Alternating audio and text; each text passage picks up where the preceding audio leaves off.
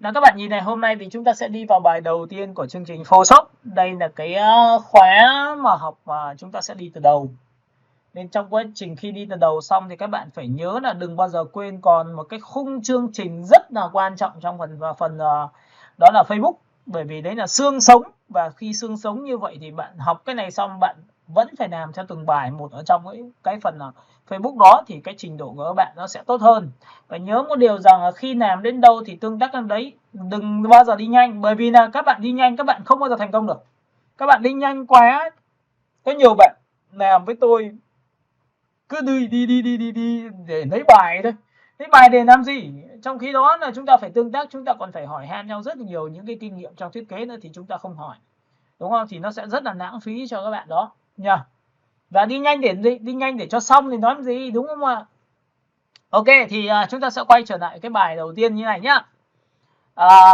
Đầu tiên là khi mà vào một cái thiết kế thì các bạn nhớ một điều rằng là Photoshop là một trong những cái phần mềm nó phục vụ cho cái giá trị về online và làm offline cũng rất tốt. Nhưng cái vấn đề online của nó rất là oách luôn. Lý do các bạn sẽ gặp những cái trường hợp như sau. Các bạn để ý này. Ví dụ chúng ta thiết kế banner. Cả lớp mình có biết banner không? Alo? Dạ biết. Ok, và trên cái giá trị banner của các bạn thì các bạn sẽ bắt gặp rất nhiều cái banner nằm ở các vị trí khác nhau. Ví dụ nằm trên Facebook. Các bạn có nhìn thấy banner trên Facebook chưa? Của các page, của các thương hiệu thì người ta sẽ thiết kế thường xuyên những cái giá trị banner đấy theo chiến dịch, theo tháng, theo quý, theo năm, theo sự kiện. Nên các bạn nhớ một điều rằng khi đi vào những cái công ty về truyền thông thương hiệu hay là làm trong bộ phận mặt hình ảnh, trong bộ phận truyền thông thì bạn sẽ thiết kế rất là nhiều banner, và cái banner đấy nếu phù hợp với giá trị để người ta chạy truyền thông quảng cáo thì các bạn nhớ là phải tiêu chí là sao? Kích thước. Thứ hai, nội dung. Và khi mà đến những cái công ty đó bạn sẽ được một cái rất là hay, đó là bạn sẽ kết hợp với một cái bộ phận truyền thông và marketing. Và như vậy thì các bạn sẽ hiểu thị trường là như thế nào.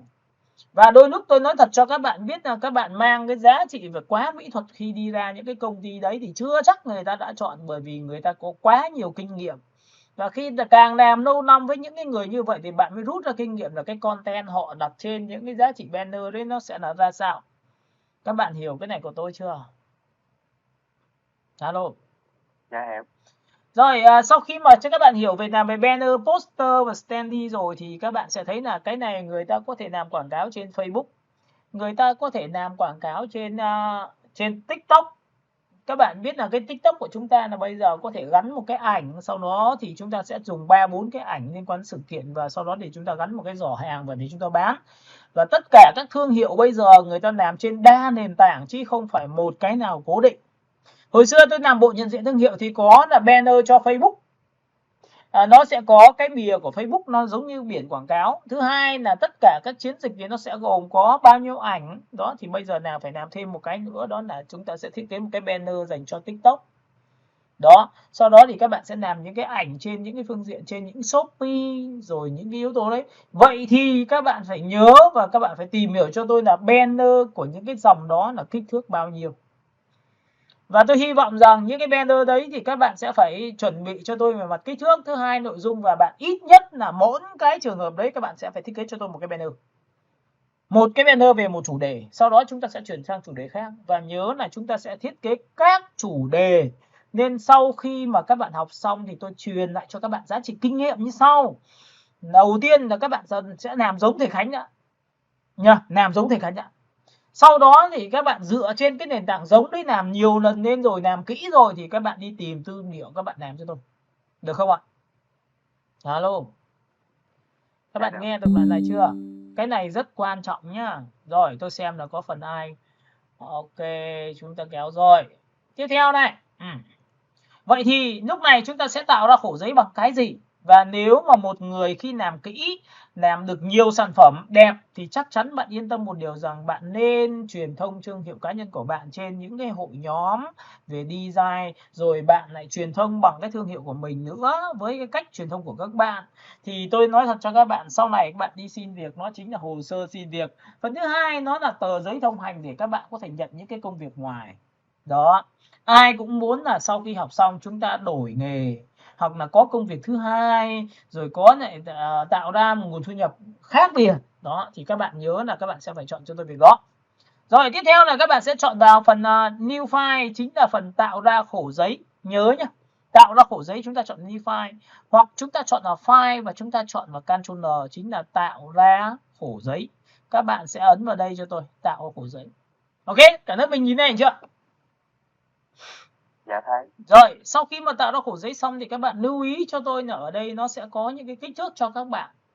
Và giống như tôi chia sẻ cho các bạn biết là tại sao chúng ta phải có kích thước theo website, tại sao chúng ta phải có kích thước theo fanpage. Đó, các bạn sẽ làm rất là kỹ những việc này. Thì trong trường hợp này tôi sẽ để là chiều ngang là 1200 và tôi sẽ để là chiều này tôi sẽ để là, hoặc là các bạn sẽ 960 nhân với lại 603, ví dụ như là 960. Đây chúng ta sẽ gõ vào đây thông số này là chiều ngang, nhớ nhá. Và nhớ một điều rằng cách này cực kỳ quan trọng là các bạn lưu tâm cho tôi là cái kích thước này tính theo đơn vị là pixel. Bởi vì tất cả những giá trị nào làm online thì nó xuất hiện trên những cái phiên bản như là điện thoại, iPad, rồi xuất hiện trên máy tính của các bạn. Nó không phải in ấn nên nó sẽ tính theo đơn vị là pixel cho các bạn. Còn những cái gì mà các bạn được in ấn ra ngoài, cầm nắm được, sờ được đến nó thì các bạn sẽ chọn cho tôi cm và mm. Đấy, nó chỉ có tiêu chí như vậy thôi. Ok, vậy thì đầu tiên là các bạn sẽ đánh cho tôi một cái tên là bài tập đồ họa 1. Ok, được chưa? Và tất nhiên đây là cái tên, nhưng sau này các bạn đi làm thì các bạn sẽ đặt cho tôi tên thương hiệu của cái thương hiệu đó. Ví dụ bạn thiết kế cho banner cho một cái mỹ phẩm hay nước hoa gì đó, bạn sẽ tích vào đấy. Phần thứ hai, kích thước chiều làm ngang thì tôi sẽ đặt là 1200, đấy là chiều làm ngang thiết kế cho website. Và chiều cao tôi sẽ để là 603. Ok, và lúc này sau khi làm xong thì các bạn sẽ nhìn thấy là cái kích thước của chúng ta đang là khổ giấy làm ngang. Các bạn có nhìn thấy cái đoạn này của tôi chưa nhỉ? Và tất nhiên là tôi muốn trở thành làm dọc thì rất dễ là tích vào đây phát là tự khắc hai cái này sẽ hoán đổi vị trí cho nhau. Ngang, dọc, ngang, dọc. Ok, hiểu cái này chưa? Cả lớp mình ơi. Dạ hiểu. Đó, và tất nhiên là ở đây nó có một cái AWAT cho các bạn thì tôi không dạy các bạn tích vào AWAT nên là các bạn cũng không cần phải tích vào AWAT nha. Rồi. Tiếp theo, xuống dưới thì người ta có resolution. Resolution là giá trị độ phân giải. Sau khi bạn thiết kế ra, bạn xuất ra một cái ảnh thì độ phân giải này là phân giải dành cho những giá trị online. Nó sẽ dao động từ 72 đến 150. Các bạn nhớ nhá. Có nhiều người bảo là đặt quá lên một tí có được không? Thì ra đặt quá lên một tí thì cũng được thôi. Nhưng mà để muốn đem lại cái kết quả tốt thì cũng chưa chắc. Bởi vì làm sao? Khi nằm trên phiên bản online thì người ta cần phải độ loát vào trang đó. Vào cái đó thì nó phải nhanh. Và nhanh như vậy thì cái ảnh không cần quá là chất lượng. Chất lượng có nghĩa là chất lượng như in ấn thôi. Còn bản thân thì nó vẫn phải nét. Thì resolution chính là chất lượng của cái hình ảnh các bạn thiết kế. Đó, và in ấn thì người ta in ấn cầm nắm được thì người ta sẽ để từ 300. Còn đối với online thì người ta sẽ để 72 đến 150. Pixel tuning. Được chưa? Rồi, tiếp theo xuống dưới nữa thì các bạn sẽ có một cái hệ màu. Thì cái hệ màu này của chúng ta, các bạn lưu ý cho tôi hệ màu chúng ta đang dùng là RGB. Hệ màu này là hệ màu dành cho tất cả những giá trị online truyền thông trên mạng, trên điện thoại, trên laptop, chứ không phải là in ấn. Còn nếu mà các bạn in ấn thì chúng ta sẽ thiên về làm CMYK nhiều hơn. CMYK. Đấy, các bạn nhìn nhá, RGB, đây là cái kênh màu mà phần lớn dùng Photoshop là dùng cái này. Còn CMYK thì người ta dùng cho việc in ấn và cầm nắm được. In ra một tờ ảnh nào đó thì người ta dùng CMYK. Được chưa? Tiếp theo các bạn sẽ chuyển sang cái chế độ này, thì cái chế độ này gọi là chế độ 8 bit. 8 bit là chế độ được sử dụng tất cả các hiệu ứng trên phiên bản Photoshop. Còn nếu mà bạn chọn 32 bit thì đôi lúc không có, và 16 bit không có một số tính năng, nên là chúng ta sẽ chọn chủ yếu là 8 bit. Và các bạn lưu ý cho tôi và gạch và đóng khung lại cho tôi cái giá trị kích thước chúng ta phải tính theo trên đơn vị là pixel. Nên các bạn sẽ chậm lại và dùng cái bút chì khoanh qua cái vị trí pixel đấy cho tôi. Thì như vậy cái câu chuyện của chúng ta làm mới đúng được. Được chưa? Alo, các bạn hiểu cái này chưa nhỉ? Dạ hiểu rồi. Rồi, xuống dưới một tí nữa thì các bạn sẽ nhìn thấy là cái background của thiết kế của chúng ta nó là màu trắng. Và tôi cũng để nguyên cái này, tôi cũng chưa chắc là tôi đã chọn màu khác. Bởi vì những cái gì mà cái phần mềm nó tạo ra cho chúng ta thì đều có nguyên tắc là giúp chúng ta cái công việc làm nó tốt hơn. Nên tôi sẽ để mặc định là màu trắng, được chưa? Và sau khi kiểm tra từ trên xuống dưới rồi và không có cái gì thay đổi thì các bạn ấn vào click chính là tạo ra khổ giấy cho thiết kế.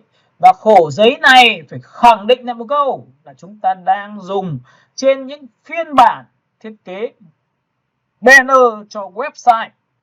Các bạn nhớ nhá. Và chính xác này, kiểm tra lại. Đầu tiên các bạn mới học, các bạn cứ đi chậm thôi.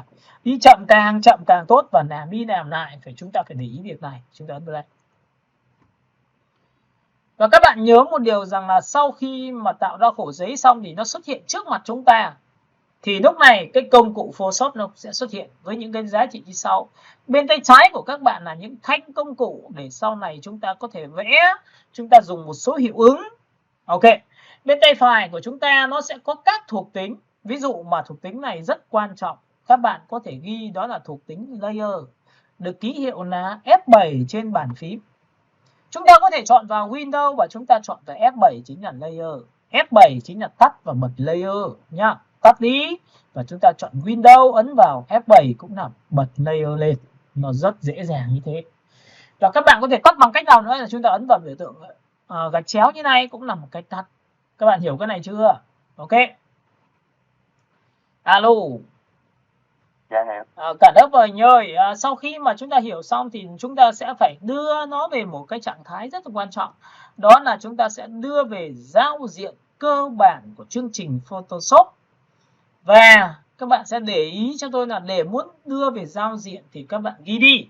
Đóng khung giúp tôi là đưa Photoshop về giao diện cơ bản mặc định. Để khi mà chúng ta vào nó đầy đủ những cái công cụ để chúng ta có thể làm việc.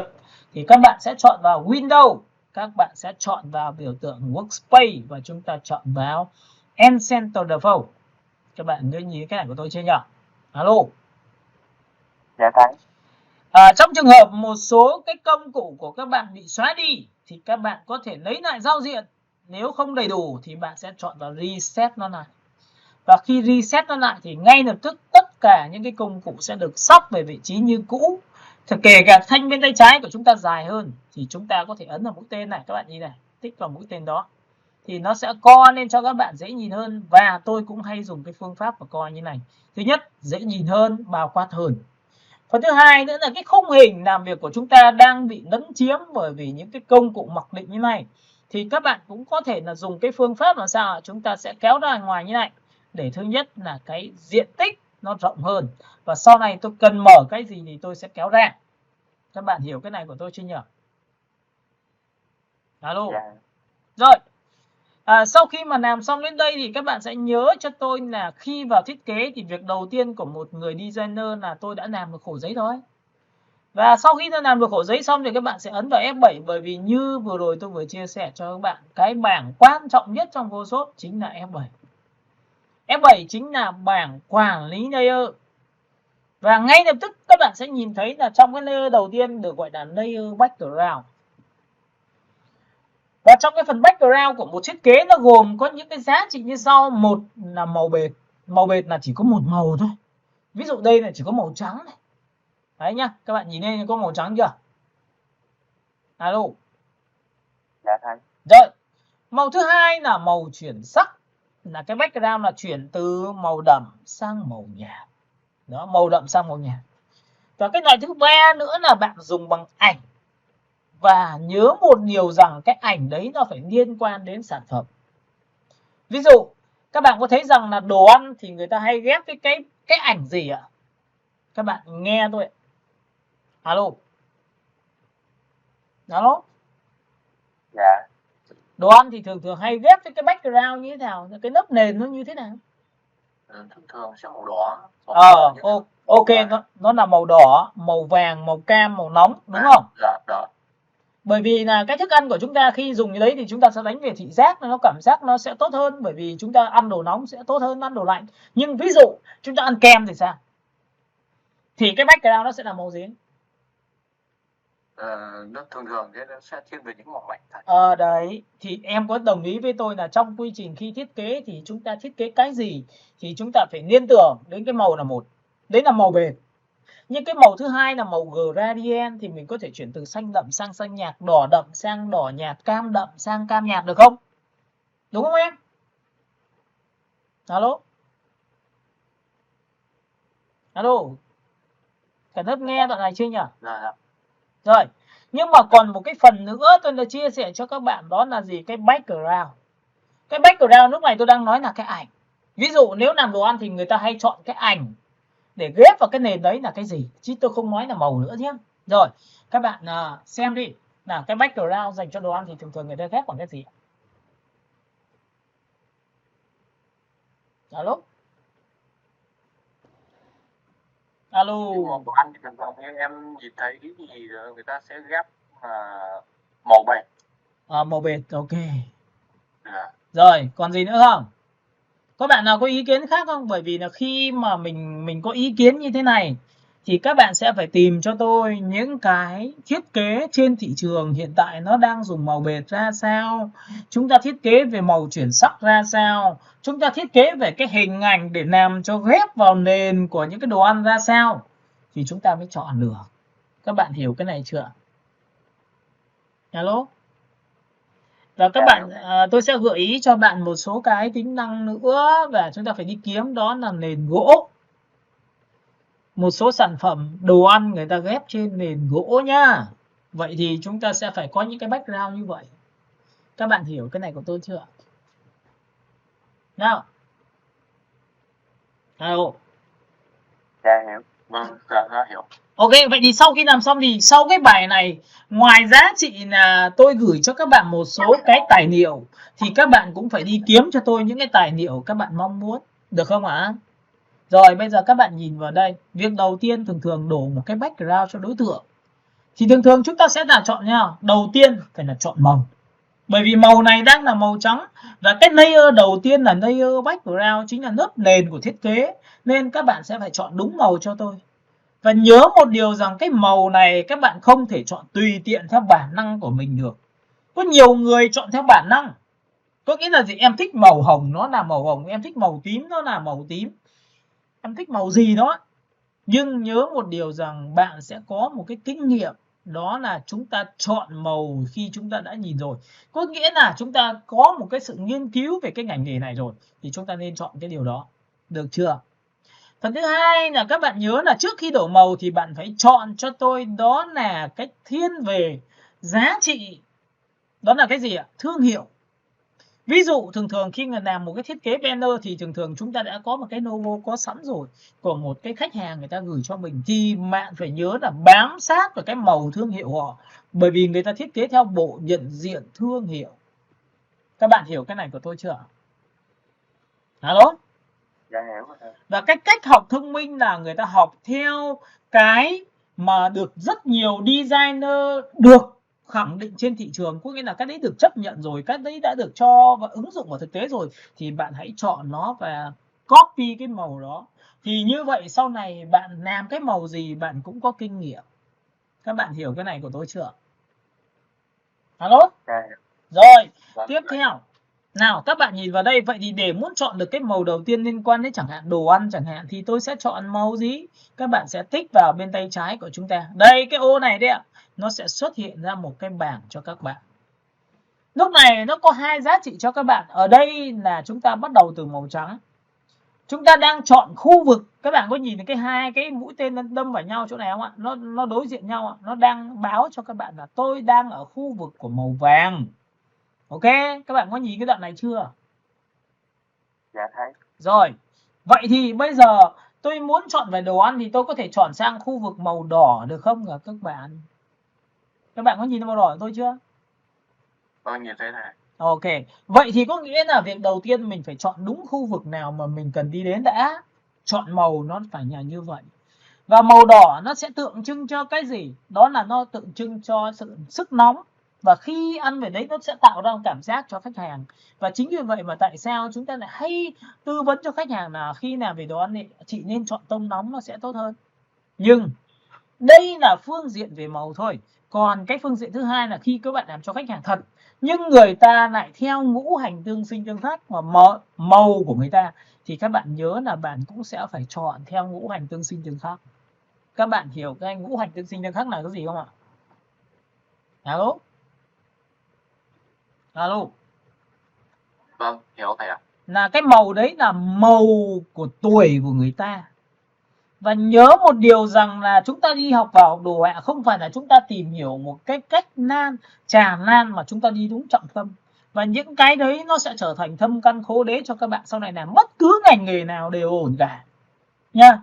Nên là chúng ta sẽ phải tập trung vào cái đấy. Nên trên Google chỉ cần search là mệnh của màu gì đó, ví dụ như là sinh năm 1900 bao nhiêu đó thì màu của người ta là màu gì, ngay lập tức cái Google nó sẽ trả về cho bạn một cái kết quả và bắt đầu bạn chọn.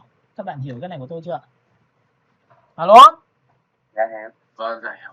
Rồi, sau khi nói kỹ được như vậy rồi bắt đầu chúng ta mới chọn. Nhìn, lúc này chúng ta đang là màu trắng. Chúng ta kéo sang bên này thì nó sẽ trở thành màu hồng. Kéo sang một tí nữa chúng ta sẽ chọn về màu hồng đậm hơn. Kéo sang một tí nữa và kéo sang một tí nữa thì chúng ta sẽ trở thành đỏ cờ ở góc bên tay phải cho các bạn. Các bạn có nhìn cái đỏ cờ không ạ? Dạ có. Và cái màu này tôi chia sẻ cho các bạn là không phải lúc nào dùng cũng được. Bởi vì màu như này nó sẽ bị non và đôi lúc nó sẽ bị rợ màu. Có nhiều người bảo làm màu cho tươi trẻ đấy. Đúng. Nhưng mà cái vấn đề là màu già còn tốt hơn là màu quá là tươi. Màu quá tươi thì trông nó sẽ sản phẩm của em sẽ bị non. Và không phải cái nhiều người còn nhấn nhé về những cái độ chữ nữa. Cũng dùng những cái màu mà sắc. Đó là do tươi quá, đôi lúc chính như vậy mà nên cái phiên bản của chúng ta nó sẽ không được hợp và nó không có độ chín. Người ta gọi là độ chín. Chín chấm đấy. Đó, thì các bạn nhìn vào đây cho tôi. Ok, lúc này chúng ta sẽ chọn đỏ cờ. Và các bạn sẽ nhìn thấy kéo từ trên xuống đây thì người ta cộng thêm những giá trị màu tối vào, nó sẽ là đỏ đậm hơn, đỏ đậm hơn nữa, đỏ đậm hơn nữa, đỏ đậm hơn nữa. Và tất nhiên là khi kéo về tận đây thì nó sẽ thiên về màu nâu mất rồi. Các bạn hiểu cái này của tôi chưa nhỉ? Ok.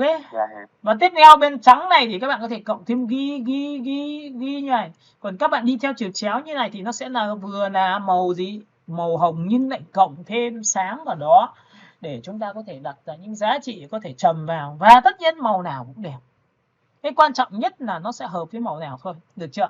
Và tất nhiên trong Photoshop thì màu đỏ sẽ đối nghịch với màu xanh. Các bạn hiểu cái này của tôi chưa nhỉ? Màu đỏ đối nghịch với xanh coban nhá. Alo. Dạ. Hai màu này khi mà các bạn dùng nhau thì nó sẽ cực kỳ là khó hợp. Nếu không biết dùng một cách đúng nghĩa nó sẽ bị chóe màu. Màu nó sẽ bị rợ màu, nó khiến cho mắt của người dùng sẽ bị làm sao nhức mắt. Nên tại sao người ta phải đi học hỏi những cái người ta có kinh nghiệm, người ta đã làm ra những sản phẩm màu như này. Và thậm chí là các bạn đi trên đường, các bạn hoặc là xem trên mạng thấy một cái bản màu thiết kế dùng hai cái màu đỏ và màu xanh coban này đẹp quá, thì nhớ một điều rằng rút máy ảnh ra chụp ảnh. Hai là chuột phải xếp về lưu về để làm sao chúng ta rút kinh nghiệm. Các bạn hiểu cái này của tôi chưa? Alo? Dạ hiểu. Rồi, tiếp theo các bạn sẽ nhìn vào đây. Lúc này chúng ta chọn vào tại sao đỏ và xanh đối nghịch, nhưng ở màu giữa nó là màu gì? Đó là màu tím. Nhìn thấy màu tím chưa? Alo? Dạ thầy. Vậy thì để muốn đi được hai màu đỏ và xanh như này, coban như này thì chắc chắn phải có màu tím ở giữa, bởi vì nó là trung hòa của hai thằng màu vừa rồi. Bởi vì đỏ cộng xanh coban thì trở thành tím, nên là nó đứng được với nhau. Các bạn hiểu cái này chưa? Dạ vâng, đã hiểu rồi. Ok. Và sau khi mà hiểu rồi thì tôi lại chia sẻ cho các bạn, có những người thì dùng màu nó nhuyễn vào nhau quá, mỹ thuật quá thì chưa chắc đã là tốt.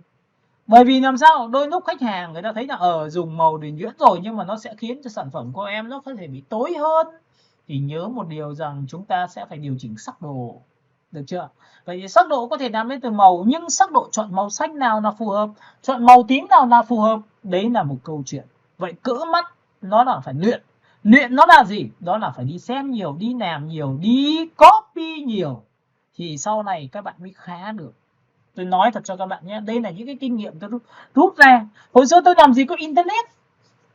đi qua những cái siêu thị rồi đi qua những triển lãm của các doanh nghiệp ấy, mình vào mình xin tờ rơi tờ gấp, rồi xin những cái card visit để xem người ta phối màu như nào. Và khi mà đưa về rồi thì hồi xưa này còn là chưa có máy ảnh thì phải đi mang cái đối tượng đấy, phải đi máy scan lại. Đấy, sau scan lại mới đưa được vào máy, thì đấy mới là câu chuyện của chúng ta học vất vả lắm. Còn bây giờ các bạn ở đâu cũng có, máy ảnh của chúng ta có, đúng không ạ? Điện thoại chúng ta có, chúng ta thấy cái gì đó đẹp chụp lại, cái gì bố cục ngon chụp lại, chữ chúng ta đẹp chụp lại hết. Bây giờ đều có những cái tiêu chí để chúng ta có thể tìm ra được cái đấy, được không ạ? Thì vậy đầu tiên tôi sẽ chọn cho nó một cái màu thiên về tím. Vậy thì màu tím nó hợp với cái gì? Theo các bạn màu tím hợp cái gì ạ? Alo? Sữa tắm với lại đồ trang điểm đồ trang điểm. Vậy thì màu tím, màu hồng có hợp với trang điểm không? Hợp với phụ nữ không? Hợp với mỹ phẩm không? Hợp với thời trang không? Nào, vậy thì để muốn hiểu được điều đấy thì các bạn sẽ phải kể cho tôi các tên thương hiệu. Các tên thương hiệu của về mỹ phẩm là như thế nào? Đúng không ạ?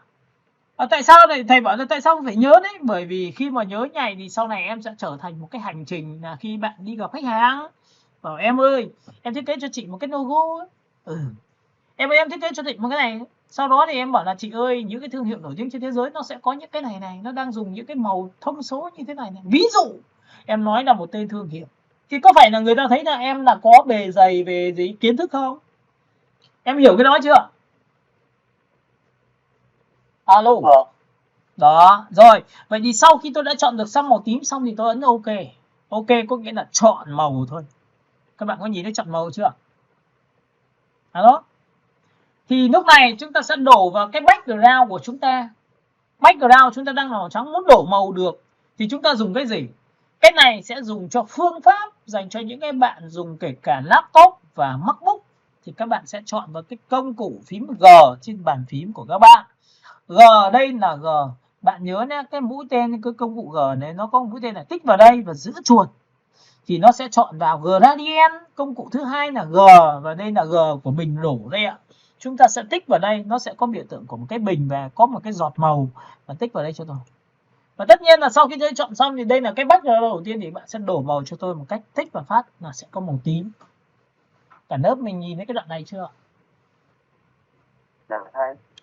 Rồi các bạn sẽ để ý rằng là những cái thứ mà tôi nói trông thế thôi lại cực kỳ quan trọng so cái nền tảng sau này các bạn thiết kế. Ok, Ctrl Z lại là lưu lại, làm lại, được chưa?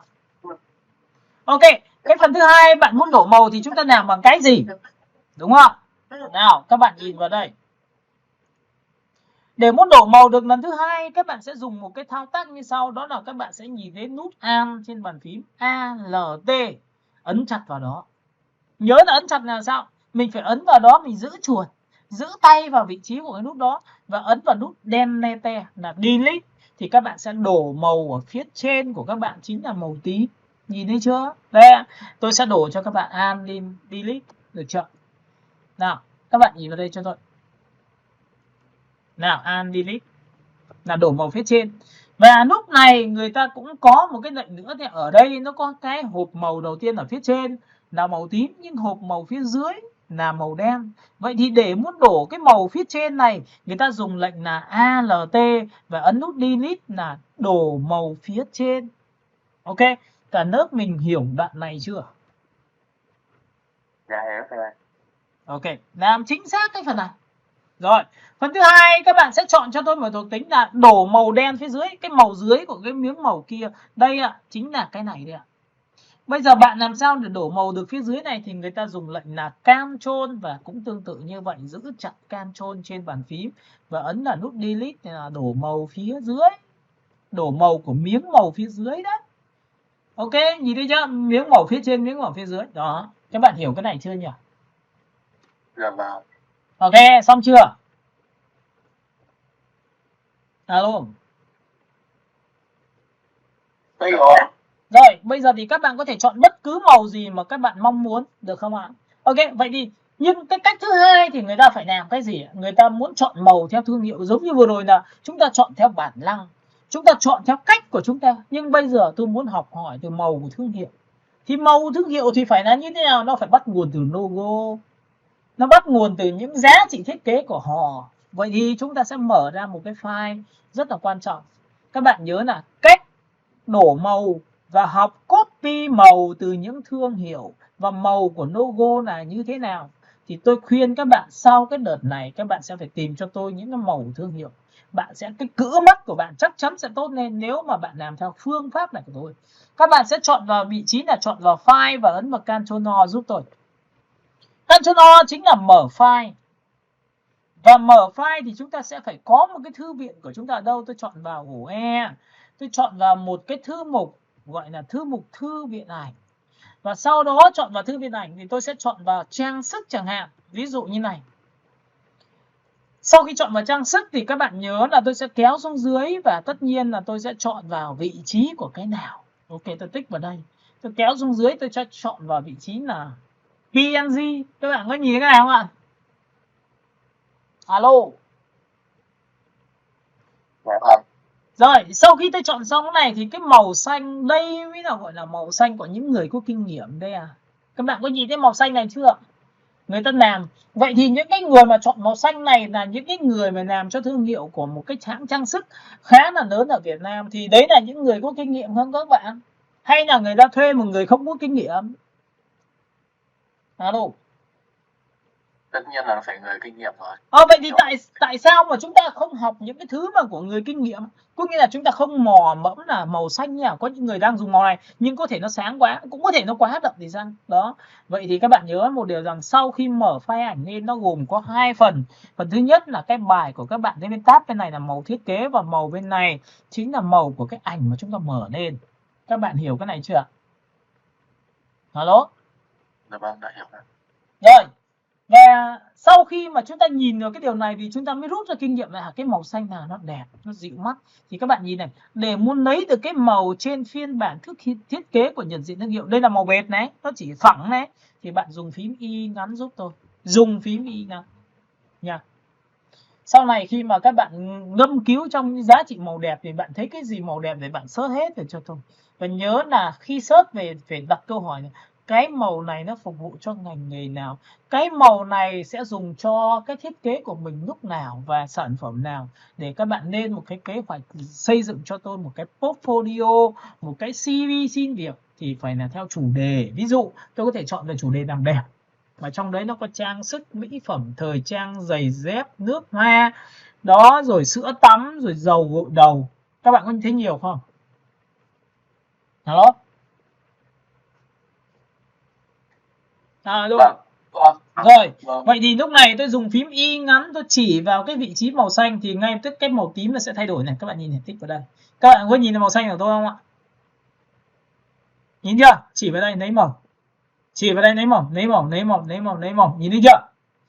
Cái công cụ phím này gọi là phím Y ngắn. Ok, xong chưa? Cả lớp mình xong chưa? Dạ vâng. Rồi, sau khi xong rồi thì bây giờ chúng ta chỉ việc làm thế nào? Chúng ta sẽ sang cái bảng thiết kế và bây giờ chúng ta được quyền đổ màu xanh không? Chúng ta dùng phím gì? Alt. Chúng ta ấn vào nút Delete là đổ màu ở màu phía trên. Các bạn có nhìn cái này của tôi chưa? Alo? Dạ thưa. Ok. Vậy thì các bạn có thấy rằng là cùng là màu bệt nhưng tôi đã đưa cho các bạn phương pháp là hãy chọn màu theo cái cảm nhận của bạn về màu. Cái thứ hai là hãy chọn màu theo những cái thương hiệu. Như vậy thì chúng ta sẽ tận dụng được màu thế nào gọi là màu đẹp. Đúng không ạ? Rồi, cái thứ ba của các bạn là gì? Bây giờ background đầu tiên của các bạn là một màu bệt. Nhưng màu thứ hai là màu chuyển sắc. Được không ạ? Rồi, để muốn lấy được một cái background màu chuyển sắc thì người ta sử dụng một cái công cụ của nó như sau. Các bạn nhìn vào đây cho tôi. Nào, cùng là cái background của các bạn. Bạn sẽ chọn vào vị trí ở dưới đây nó có thuộc tính của cái hình tròn và nó có cái mũi tên. Các bạn có nhìn hình tròn mũi tên này chưa? Alo? Rồi, vậy thì khi mà chúng ta tích vào đây một cái thì nó sẽ có thuộc tính là gradient cho các bạn là giải chuyển sắc đây ạ. Gradient là bản chất là giải chuyển sắc. Và khi tôi tích vào đây một cái nữa thì nó sẽ làm sao? Nó sẽ xuất hiện ra cho các bạn một cái vị trí là một cái background màu ở phía trên của đối tượng đây. Các bạn có nhìn cái này của tôi chưa? Alo? Ok, và lúc này chúng ta sẽ được quyền là chúng ta tích vào đây và ở đây chúng ta sẽ nhớ này. Bước 1 là chúng ta sẽ chọn vào đúng cái này. Bước 2 là tích vào cái giải gradient để điều chỉnh này. Bước 3 hãy chọn vào basic, sổ xuống, ở đây nó có dạng đen trắng. Các bạn nhìn thấy đen trắng chưa? Alo? Alo? Vâng, thế ạ. Rồi, lúc này khi mà tích vào đen trắng thì ngay lập tức cái phần giải phía dưới là màu xanh và màu này nó sẽ bị thay đổi bằng cách là đen trắng. Các bạn nhìn thấy đen trắng chưa? Và lúc này cái đen trắng của chúng ta là đi từ dưới lên trên, nên là chúng ta có thể thay đổi nó bằng một cách như sau là mình tích vào cái vị trí màu đen, mình hãy chọn một cái màu đó là màu xanh, được chưa? Đấy, các bạn nhìn thấy màu xanh chưa? Tích vào vị trí của cái hộp màu đen này, sau đó chọn xuống color này, sau đó chọn màu này, được chưa? Theo khu vực bạn mong muốn. Loại thứ hai là bạn sẽ tích vào đây cho tôi, và tôi đang làm màu trắng, tôi sẽ chọn vào màu xanh nhẹ hơn. Đó, các bạn mới nhìn thấy màu xanh nhẹ hơn đó chưa nhỉ? Alo, cả lớp mình nhìn thấy này chưa? Dạ, đã nhìn thấy rồi. Rồi, sau khi ấn OK xong thì mình đã có một cái gradient là từ dưới lên trên là đậm, lên trên là sáng. Được không ạ? Ok, nhưng có những người là bảo là cái này em làm cho Aquavina, cái này em làm cho trang sức thiên về PNG có được không? Thì các bạn nhớ là cái này nó cũng tương tự như vậy. Bạn chọn vào điểm màu này, bạn chọn xuống color thì nó có một cái biểu tượng cái bút. Các bạn nhìn thấy cái bút chưa? Các bạn có nhìn cái bút tôi không ạ? Di qua nhìn này. Chọn điểm màu, nhìn thấy cái bút chưa? Alo. Dạ thấy. Vậy thì mình có thể tích thẳng vào cái ô màu này được không? Thử nhá, xem được không ạ? Ồ, nó chọn được đúng cái màu đây các bạn ạ. Và sau đó thì mình sẽ làm sao, mình nhấn OK, mình kéo xuống một tí đậm cho nó. Ok, đã xong một thằng. Bước thứ hai tôi lại chọn vào màu bên này và tôi chọn đúng cái màu PNG thì tôi lại kéo sang vị trí màu này và tôi lại chỉ vào màu này thì có phải là chuyển từ xanh đậm sang xanh nhạt. Nhưng cái độ gì? Cái màu của chúng ta lại nó chỉ là giá trị là chênh nhau ít độ thôi. Ok. Các bạn hiểu cái này của tôi chưa nhỉ? Alo? Vâng, đã hiểu rồi. Rồi, sau khi đã làm xong này, bạn ấn OK giúp tôi thì lúc này nó sẽ xuất hiện cho các bạn giá trị là cái gradient của chúng ta đang là 90. Thì chúng ta có thể là chọn vào 0 được không? Ví dụ 0. Thì nó sẽ sang bên này, chúng ta chọn vào 100 hoặc là chúng ta tự quay như này được không các bạn? Alo? Ok, các bạn hiểu cái này chưa nhỉ? Dạ rồi. Và cái đậm và nhạt như thế nào đó là tùy thuộc theo cái cách nhìn của các bạn. Đôi lúc bạn muốn ở sáng bên tay trái, đôi lúc bạn muốn sáng bên tay phải, đôi lúc bạn muốn sáng ở phía trên và đôi lúc bạn muốn sáng ở phía dưới. Thì đây là giá trị số 2 của các bạn, bạn ấn OK giúp tôi. Được chưa? Thế là xong. Chúng ta đã có một cái gradient. Và cái gradient này bạn có thể làm sao hả? Bạn có thể vứt đi một cách rất dễ dàng. Đây là có sinh ra một cái layer mới. Layer dưới là background, layer trên là layer phủ màu. Bạn có thể tích vào biểu tượng thùng rác. Được không ạ? Rồi. Cách thứ hai là bạn không muốn đổ theo như vậy mà bạn muốn đổ màu trực tiếp vào chính cái background này thì bạn dùng phím G giúp tôi. Và cái phím G này nó cũng chính là gradient, nhưng vừa rồi là nó tạo ra một cái layer mới của cái trường hợp này là đổ màu trực tiếp thì bạn lại tích vào đây. Và sau khi chọn vào đây thì nó sẽ có gradient phía trên cho các bạn. Các bạn nhìn thấy gradient phía trên chưa? Đó. Dạ thấy. Rồi, sau khi tôi tích vào đây thì nó cũng tương tự như vậy. Tôi lại chọn vào màu đen và tôi lại chỉ vào vị trí của màu. Tiếp theo tôi tích vào đây, tôi lại chọn về vị trí của cái màu gì cũng là màu này. Nhưng lúc này tôi lại chọn vào cho nó đậm hơn. Ok. Thì các bạn sẽ nhìn thấy một cái gradient của chúng ta là từ gì? Từ đậm sang sáng hơn và tôi ấn OK. Sau khi ấn OK xong thì bắt buộc là các bạn sẽ phải, nó không nhận ngay mà buộc là chúng ta phải thủ công thêm một tí nữa là ấn OK mới chỉ chọn được gradient thôi. Bước thứ hai là dùng cái công cụ gradient và phải kéo.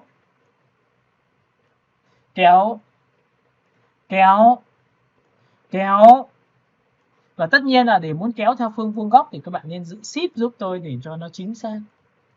Các bạn có nhìn thấy cái này của tôi chưa? Hello? Đấy. Và các bạn phải nhớ một điều rằng cái background đầu tiên là mảng bệt, nhưng background này là một giải chuyển sắc. Và tại sao chúng ta lại dùng cái màu đậm hoặc là màu nhạt? Đúng không ạ? Có những cái gradient chúng ta lại chọn vào phím G. Và sau đó thì tôi lại chọn vào một cái màu như sau. Ví dụ tôi chọn một cái màu hồng nhẹ đừng như này. Và sau đó thì tôi sẽ chọn một cái màu hồng nó đậm hơn hoặc là sáng hơn. Ok, tôi chọn vào đây và tôi sẽ chọn màu nó hơi nhẹ nhàng. Các bạn có nhìn thấy màu hồng đậm chuyển sang hồng nhạt chưa? Alo? Alo? Rồi, sau đó thì các bạn sẽ giữ shift cho tôi và kéo từ trên xuống dưới thì các bạn sẽ nhìn này, tôi đang chuyển từ màu hồng đậm chuyển sang màu hồng nhạt. Ví dụ xanh đậm chuyển sang xanh nhạt. Nhưng cái độ của nó vẫn là tông màu đậm, còn cái hồng đậm chuyển sang hồng nhạt như này thì là tông màu sáng. Các bạn có thấy là tông màu sáng và tông màu đậm còn rõ ràng không ạ? Alo? Ok.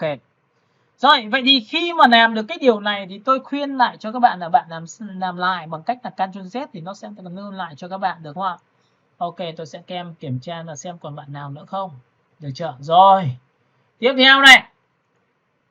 Sau khi tôi đã chọn xong cái này, tại sao tôi lại chọn màu đậm mà không phải là một màu đậm chuyển sang trắng? Bởi vì cái màu đậm này thì theo nguyên tắc của người thiết kế đồ họa, trước khi làm đẹp hay làm xuất sắc đến đâu thì cái độ tương phản phải rất là rõ ràng. Ví dụ nền đậm thì mình đặt chữ của chúng ta rất là dễ, đó là chữ sáng.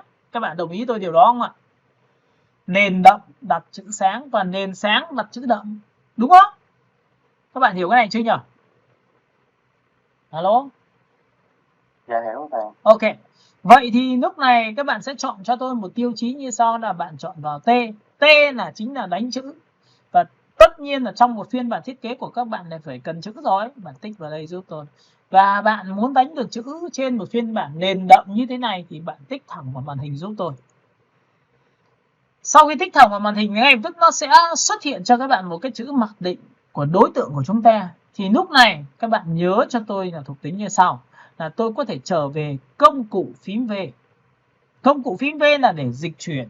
Để làm gì ạ? Để có thể di chuyển đúng cái chữ của chúng ta theo đúng vị trí của một cái bản thiết kế của chúng ta, nào sang bên tay phải hay là bên tay trái hay là lên trên hay là xuống dưới. Đó, các bạn nhìn thấy V chưa? Nhìn con rùa di chuyển chưa? Vậy thì chữ lúc này chính là con rùa đấy.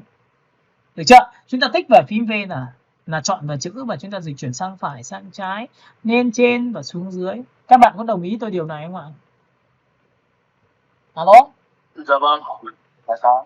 Rồi, tiếp theo, trong cái này khi mà các bạn đánh một cái chữ xong thì cái chữ của bạn sẽ rơi vào trường hợp như sau là dịch chuyển đúng vị trí rồi.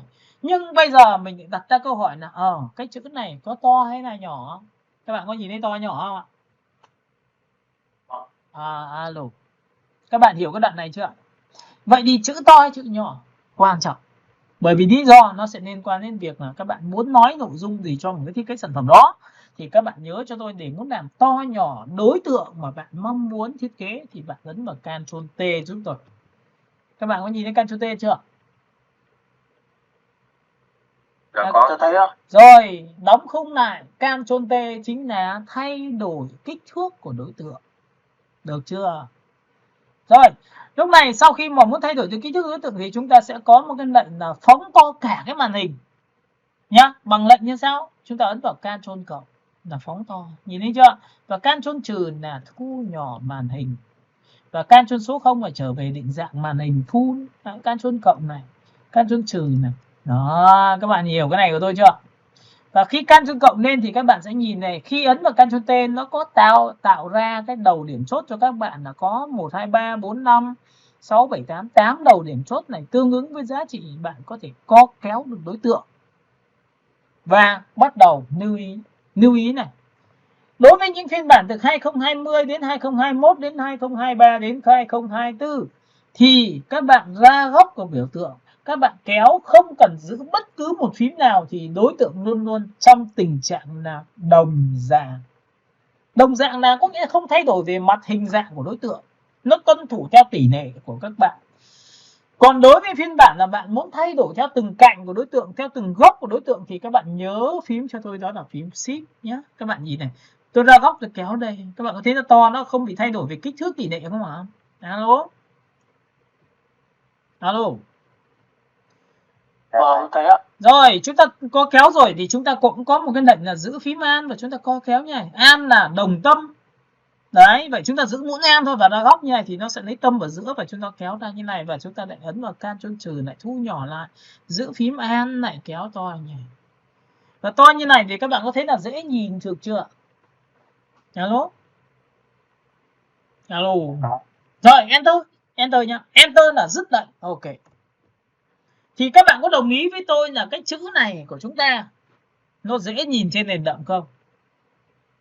Alo? Dạ có. Thấy ạ. Ok. Rồi. Vậy thì dễ nhìn trên nền đậm có nghĩa là khi mà khách hàng nhìn vào một cái bản thiết kế của các bạn là người ta đọc được, người ta nhìn được bạn nói gì thì lúc đấy chúng ta mới bán hàng được, đúng không ạ? Ok, vậy thì T của chúng ta. Vậy thì tôi muốn thay đổi cái tông màu của nó là không phải là màu ghi nữa mà tôi muốn thay đổi thành màu khác. Thì bạn nhớ là hãy quay trở về phím T. Bạn nhớ này, thay đổi màu này, quay trở về phím T. Sau đó bạn đang nằm trên layer nào thì để ý sang phải giúp tôi cái. Tôi đang layer chữ này. Các bạn có nhìn layer chữ chưa? Alo. Dạ thấy. Lúc này chúng ta có hai layer. Layer số 1 là background là cái màu xanh tôi vừa tạo ra và layer thứ hai là layer chữ. Và nhớ là đối với những người mới học mình phải chọn đúng layer. Được chưa? Cực kỳ kỹ luôn. Và lúc này thì các bạn sẽ nhìn thấy là tôi chọn T xong thì ở trên thanh thuộc tính của chúng ta nó có một cái biểu tượng đó là cái gì? Màu ghi. Các bạn sổ xuống cho tôi và tôi có thể chọn màu xanh sáng được như này không ạ? Alo? Các bạn có nhìn thấy màu xanh sáng tôi chưa? Dạ thấy. Tôi ấn ok được không ạ? Thì ngay lập tức nó sẽ trở thành màu xanh sáng. Đấy, cái màu xanh sáng này và màu xanh ở đậm dưới thì nó có họ với nhau không? Nào, có cùng tông không? Alo? Dạ có. Vậy thì người ta gọi là dùng màu cùng tông là cùng tông màu xanh. Có họ với nhau là họ màu nhà xanh. Và sắc độ của chúng nó chỉ khác nhau về mặt sắc độ là một thằng là nền đậm và chữ sáng như này thì có rõ không? Đúng không? Vậy thì càng rõ bao nhiêu thì các bạn sẽ nhớ một điều rằng chúng ta sẽ càng nói được nội dung của chúng ta. Có đúng không? Ok, hiểu cái phần này chưa nhỉ? Vâng, phần này hiểu rồi. Rồi, cũng tương tự như vậy, chúng ta lại chuột phải nha, chúng ta lại chọn màu background. Tôi muốn thay đổi cái gì? Tôi muốn thay đổi background thành một cái tông màu đó là tông màu hồng sáng. Giống như tôi vừa chia sẻ cho các bạn thì tôi sẽ chọn vào background và tôi ấn vào phím G. Phím G là gradient. Và tôi muốn tác động vào background thì tôi muốn tác động vào đây, tôi tích vào background.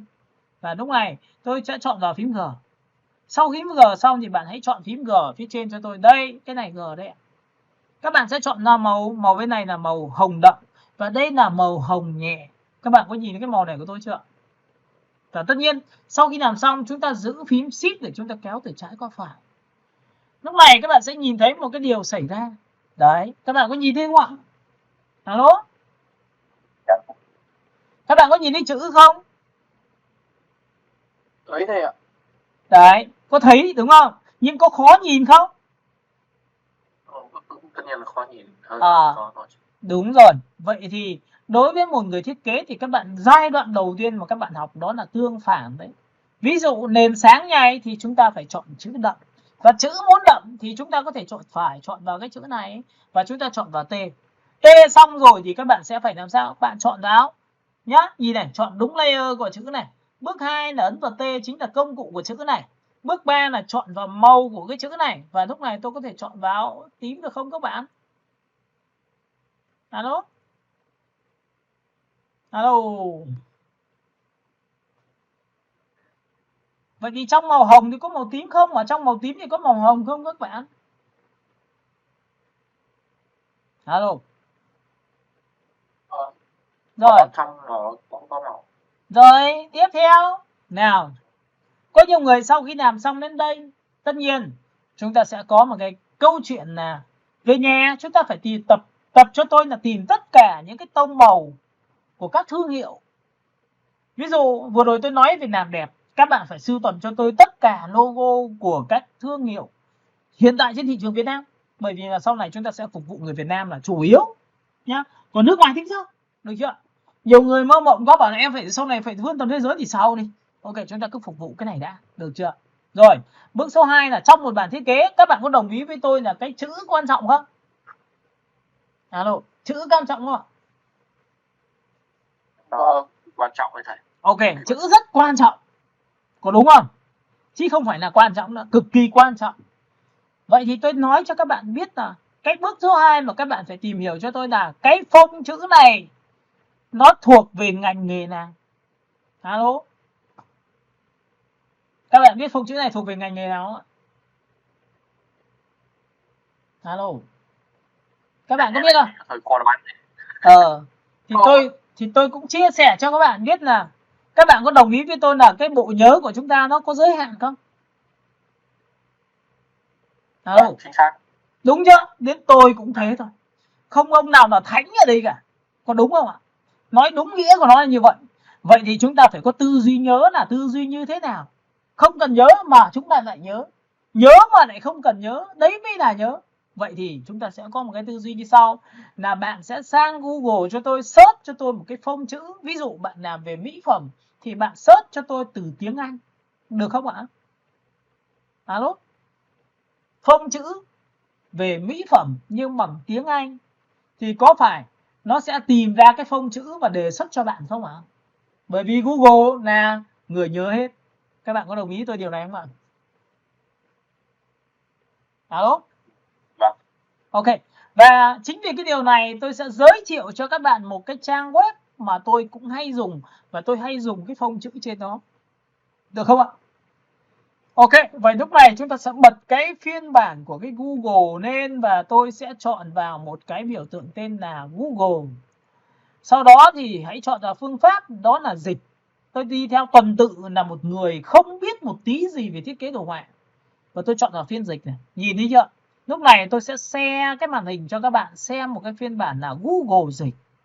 Chắc là ai cũng biết đến cái trang này. Các bạn đồng ý tôi điều này không ạ? Alo, cả lớp mình nhìn thấy Google dịch chưa? Vâng. Rồi, chúng ta sẽ có một cái phiên bản bên tay trái của chúng ta, chính là cái thứ mà chúng ta đánh thì chúng ta đánh bằng tiếng Việt. Các bạn có nhìn thấy tiếng Việt chưa? Và bên này sẽ dịch là dịch ra tiếng Anh. Các bạn có thể chọn vào trang sức. Ok, các bạn nhìn thấy trang sức chưa? Alo. Đó, nhìn thấy rồi thầy. Rồi, vậy thì bên này có phải là từ tiếng Anh không ạ? Ok, vậy thì lúc này chúng ta ấn vào chữ đây là gọi là sao chép cái bản dịch đó. Thậm chí là chúng ta ghi là phông chữ gì? Đây, phông chữ này. Ok, thì các bạn có nhìn thấy cái này chưa ạ?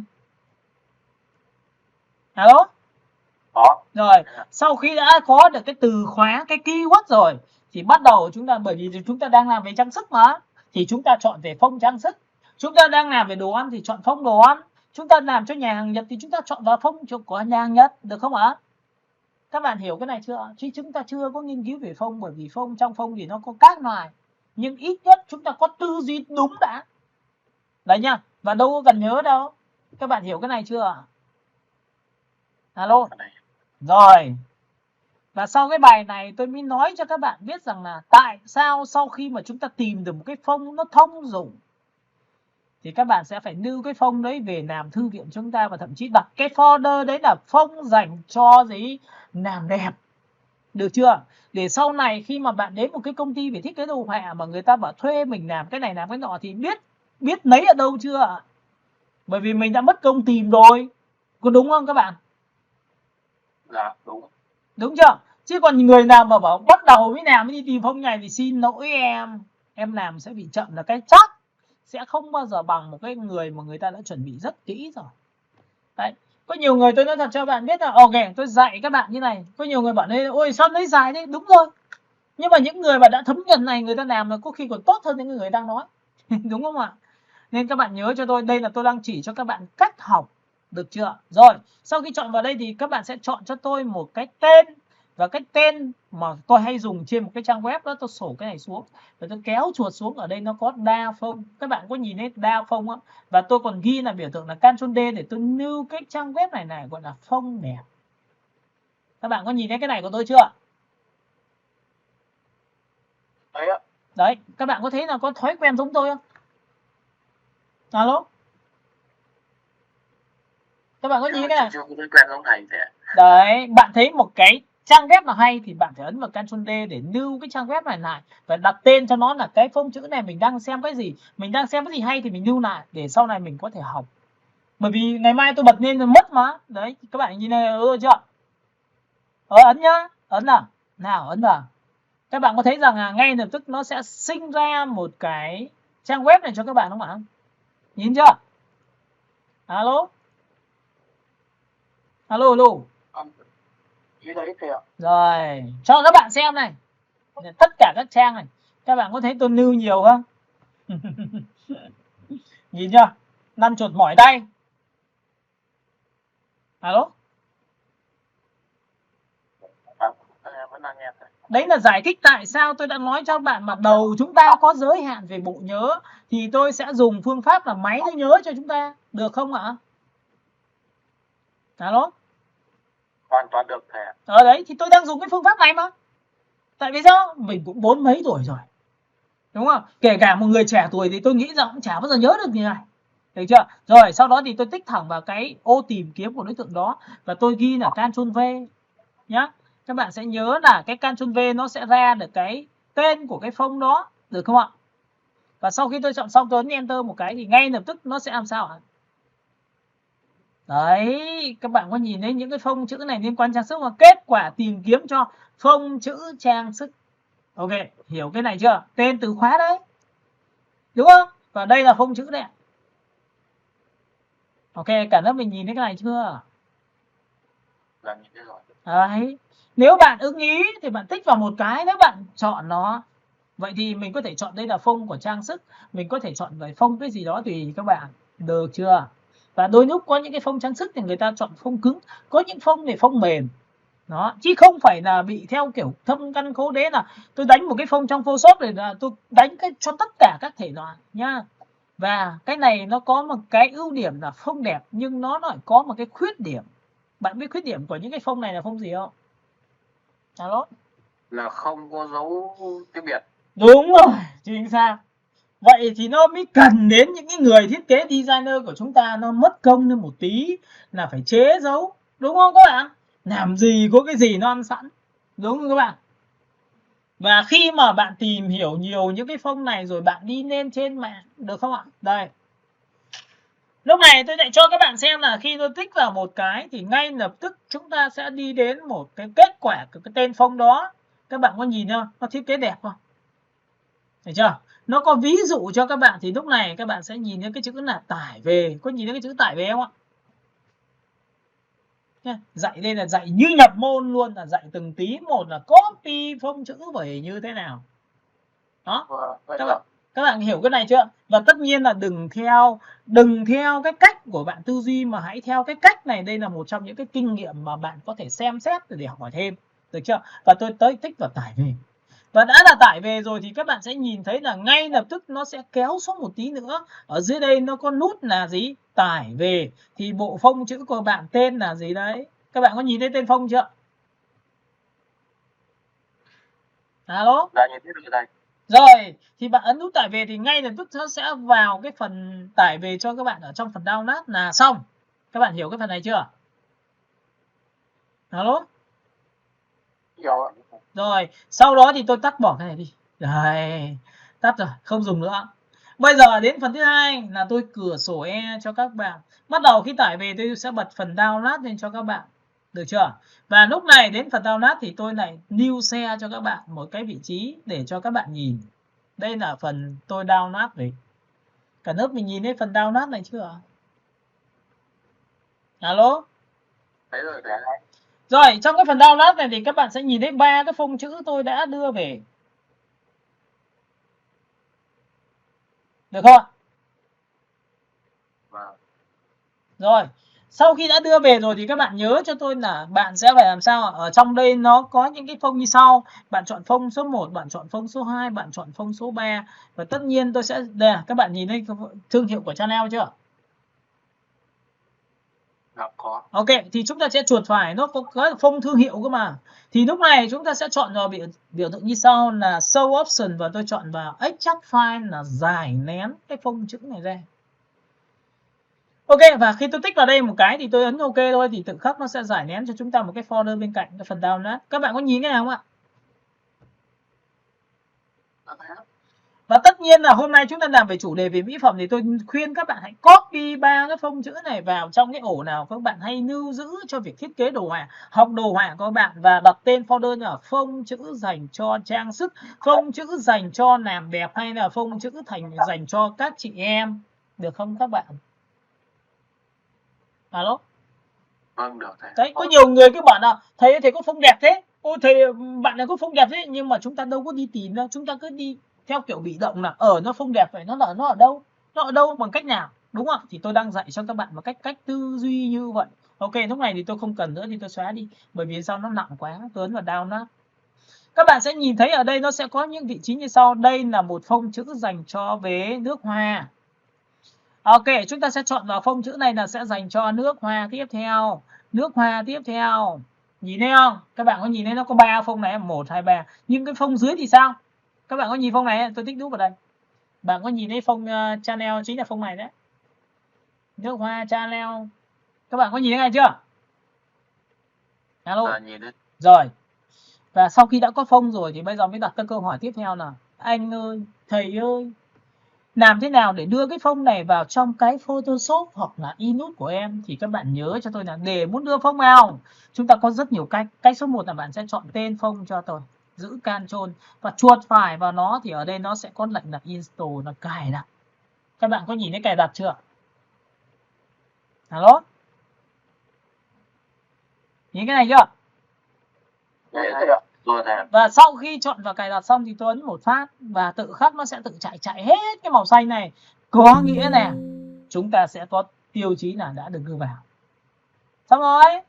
Và cái này không tham nhá, phông đẹp thì chúng ta mới đưa vào, phông xấu thì bỏ đi. Chứ cái gì cũng cho vào thì máy chúng ta sẽ rất là nặng. Đấy là lời khuyên của tôi dành cho những bạn mới học. Cứ tải cái gì về các bạn đồng xã nên hôm nay chúng ta chọn theo chủ đề cho tôi. Làm đẹp, chúng ta chỉ chơi làm đẹp thôi. Sau đó chúng ta sẽ chuyển sang phông chữ nó cứng hơn, thể thao hoặc những sản phẩm liên quan đến xây dựng kiến trúc. Ok, được chưa? Rồi, sau khi làm xong thì các bạn nhớ này, có nhiều người xem một cái tên phông bảo là xem một cái bản thiết kế là cái tên phông đẹp quá, mới đi hỏi người khác là thế cho em hỏi cái phông này tên gì, thì theo bạn nó có nhớ được không ạ? Alo? Nhớ được thầy ạ. Có nhớ được không? Không nhớ được thầy ạ. Thầy có cách nào để đổi tên hoặc là gì không? Không cần phải đổi tên, như vừa rồi tôi bảo cho các bạn là vào cái folder còn gì nữa. Có đúng không? Nhìn này, vậy thì để muốn biết được tên phông mà khi vào trong Photoshop hoặc Inode mà nhớ được tên phông đấy thì làm một cách nào? Thì lúc này tôi đã đưa nó về khu vực rồi. Thì lúc này các bạn nhìn vào đây cho tôi. Đấy mới chỉ là bị động đấy nhá. Còn cái việc sau này tôi sẽ giờ cho các bạn xem là dịch phông ra sao. Thì lúc này tôi sẽ chọn là phông đầu tiên. Các bạn nhìn này, phông này nhìn thấy chưa? Chúng ta ấn F2. Biết F2 chưa ạ? Alo. Alo, alo. Rồi thầy ạ. Rồi. Chúng ta thay tên cho nó chỉ là cho chúng ta nhớ thôi. Nhưng mà sau này chúng ta nhìn một cái sản phẩm của thằng khác này làm sao chúng ta biết được tên của nó đâu. Các bạn đồng ý với tôi điều đó không? Đúng chưa? Alo? Vâng. Nào, sau khi copy tên phông này, Ctrl C, thì lúc này chúng ta quay trở về cái thuật toán, đó là bài toán của việc là xe, và chúng ta chọn vào Photoshop và chúng ta ấn vào xe như này thì các bạn quay trở về Photoshop rồi. Thì ví dụ tôi muốn dùng cho cái này thương hiệu đó thì tôi sẽ làm sao? Tôi sẽ chọn vào chính nó, được chưa? Sau khi chọn đúng phông rồi tôi dùng phím T là phông điều chỉnh đấy. Thì lúc này các bạn có nhìn thấy phông chữ nó sẽ là thuộc tính ngang này, Roboto chính tên phông, được không ạ? Thì cái phông kia bạn biết tôi copy tên phông chưa? Cả lớp mình biết tôi copy tên phông chưa? Rồi thầy. Thì tôi tích một cái vào đây và tôi ấn vào Ctrl V được không các bạn? Các bạn có nhìn thấy phông chưa? Vâng, được thầy. Đấy, xong rồi đấy, nhìn tên phông chưa? Và tôi sẽ copy một cái nữa vào đây. Thế là tôi đã chọn đúng cái phông chữ thiên về liên quan đến thương hiệu rồi. Đúng chưa? Alo? Nào, cho các bạn xem cái logo đó. Chúng ta chọn vào thư viện ảnh, chúng ta sẽ chọn vào mỹ phẩm hoặc là trang sức mỹ phẩm đây. Ở trong cái phần mỹ phẩm này của các bạn thì các bạn ở đây tôi sẽ chọn cho các bạn một cái kéo xuống. Đấy, chúng ta kiểm tra lại xem nó có đúng không. Ok, tôi sẽ chọn vào nước hoa. Đấy, có logo rồi. Đây cho các bạn xem. Nhìn phông chữ chưa? Phông này chính là cái này đấy. Đây. Nhìn chưa? Ok. Và để muốn biết được thì các bạn nhìn vào đây cho tôi. Nhìn này. Tôi sẽ chọn cho nó một cái tên text và tôi đánh thẳng trực tiếp trên cái logo này, tôi mở lên cho các bạn. Và cái đối tượng này đang nhỏ quá thì tôi trở về phím V và tôi ấn vào Ctrl T để phóng to cho các bạn. Sau khi phóng to xong, tôi sẽ đánh một cái chữ giống hệt cho nó cho các bạn xem để so sánh. Chúng ta chọn vào biểu tượng Caps Lock và đánh hoàn toàn là in hoa. CH, nhìn thấy CH chưa? À, nhìn chưa?